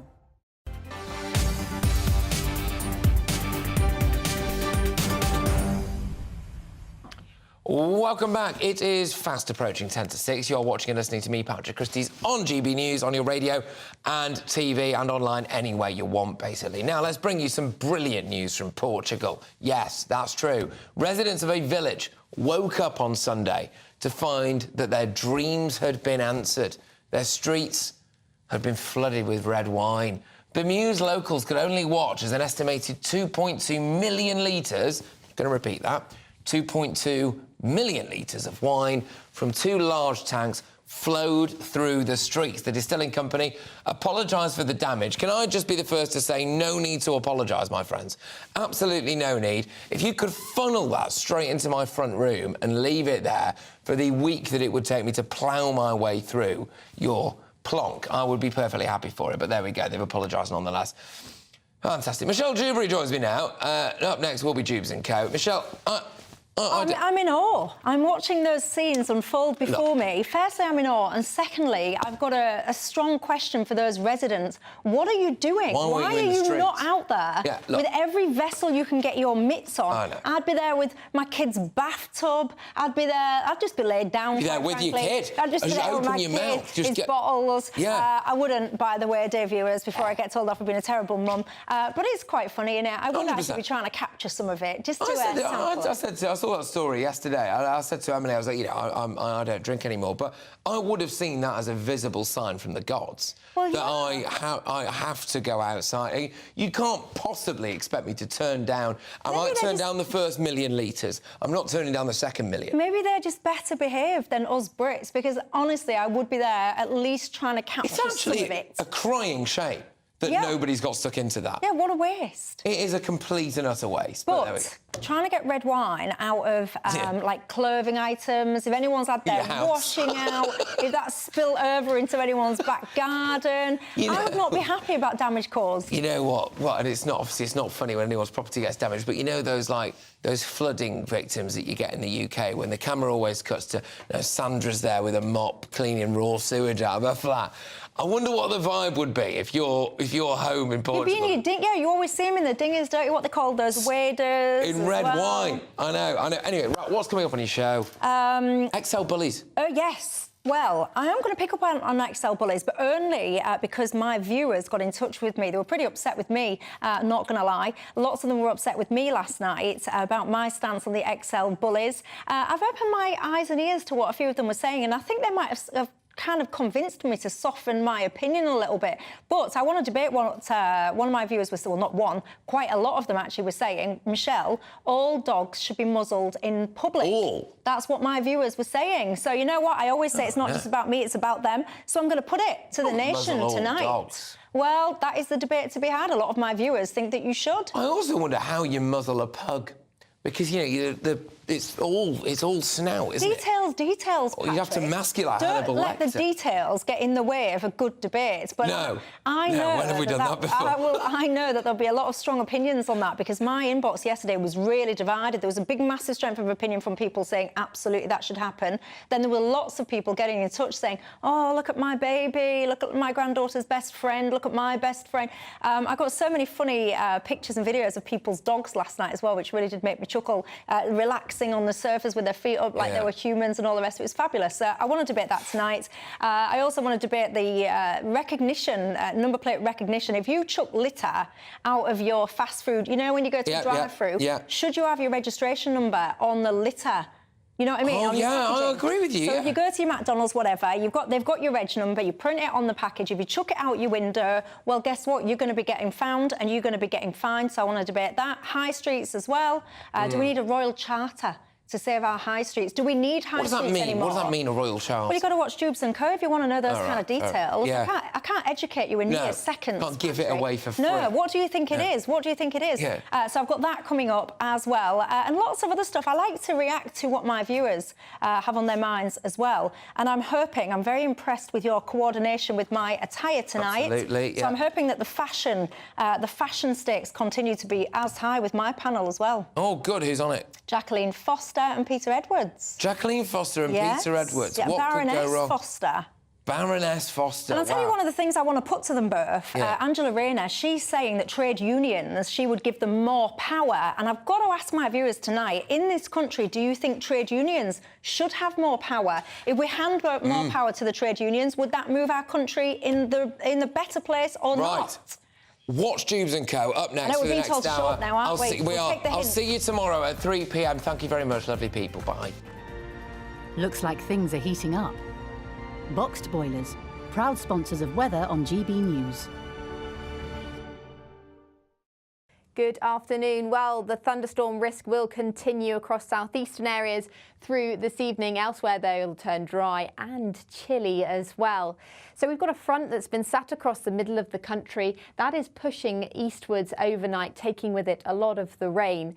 And behind that, it will turn fresher. But for the afternoon, though, we've still got some persistent rain over the likes of Yorkshire, Lincolnshire and in the southeast, where there's a warning in force for thunderstorms. As that rain clears overnight, there will be quite a lot of cloud around in its wake, and that cloud will cling to the hills and coasts across Kent and Sussex. Elsewhere, though, a dry and clear night and a chilly one, particularly for any Scottish glens, where there's a risk of frost to start on Wednesday morning. So a crisper, more autumnal feel to the start of Wednesday for the bulk of the UK, but it will feel that much cloudier and milder across the southeast. The odd shower could break out through the morning as well here. Otherwise, though, a dry day for much of Wednesday. Cloud will thicken through the day, though, and rain will arrive across Northern Ireland and northwestern Scotland by Wednesday afternoon. That rain will push into parts of Wales and northern England throughout Thursday morning as well, bringing these areas a much cloudier and damper day on Thursday. To the south and east, though, staying milder, and that theme continues through the rest of the week and into the weekend, with an increasing risk of thunderstorms across southeastern areas, but cooler further north. Looks like things are heating up. Boxed boilers, proud sponsors of weather on GB News. What you get for breakfast is something that, if we do our jobs right, you will wake up to news that you didn't know the night before. It's a conversation. It's not just me and Eamon. We want to get to know you, and we want you to get to know us. From 6, it's Breakfast with Eamon and Isabel. Monday to Thursdays on GB News, Britain's news channel. Westminster is going around in ever-decreasing circles, followed by the media. Britain is broken. How on earth did we get into this mess? But more importantly, how do we get out of it? Join me at 7 p.m, Monday to Thursdays on Farage, here on GB News. We will have open, rational debate. We've got to work out how Britain moves forward from this. Join us here on GB News, the People's Channel. Britain is watching. When the news happens, it happens here. And really important breaking news. Breaking news this morning. On TV, radio and online, the news starts here on Britain's Newsroom. All the biggest stories and the answers that you need from across the UK and beyond. Join Britain's Newsroom from 9:30 on GB News. The People's Channel, Britain's news channel. Join me, Patrick Christys, Monday to Friday, 3 till 6. We tackle the day's news agenda like you've never seen before. It's high tempo, high octane, the most controversial topics and the best guests. You will not be able to take your eyes and ears off it. I'm not afraid to ask the questions that you really want answered. 3 till 6 p.m, Monday to Friday on GB News, the People's Channel, Britain's news channel.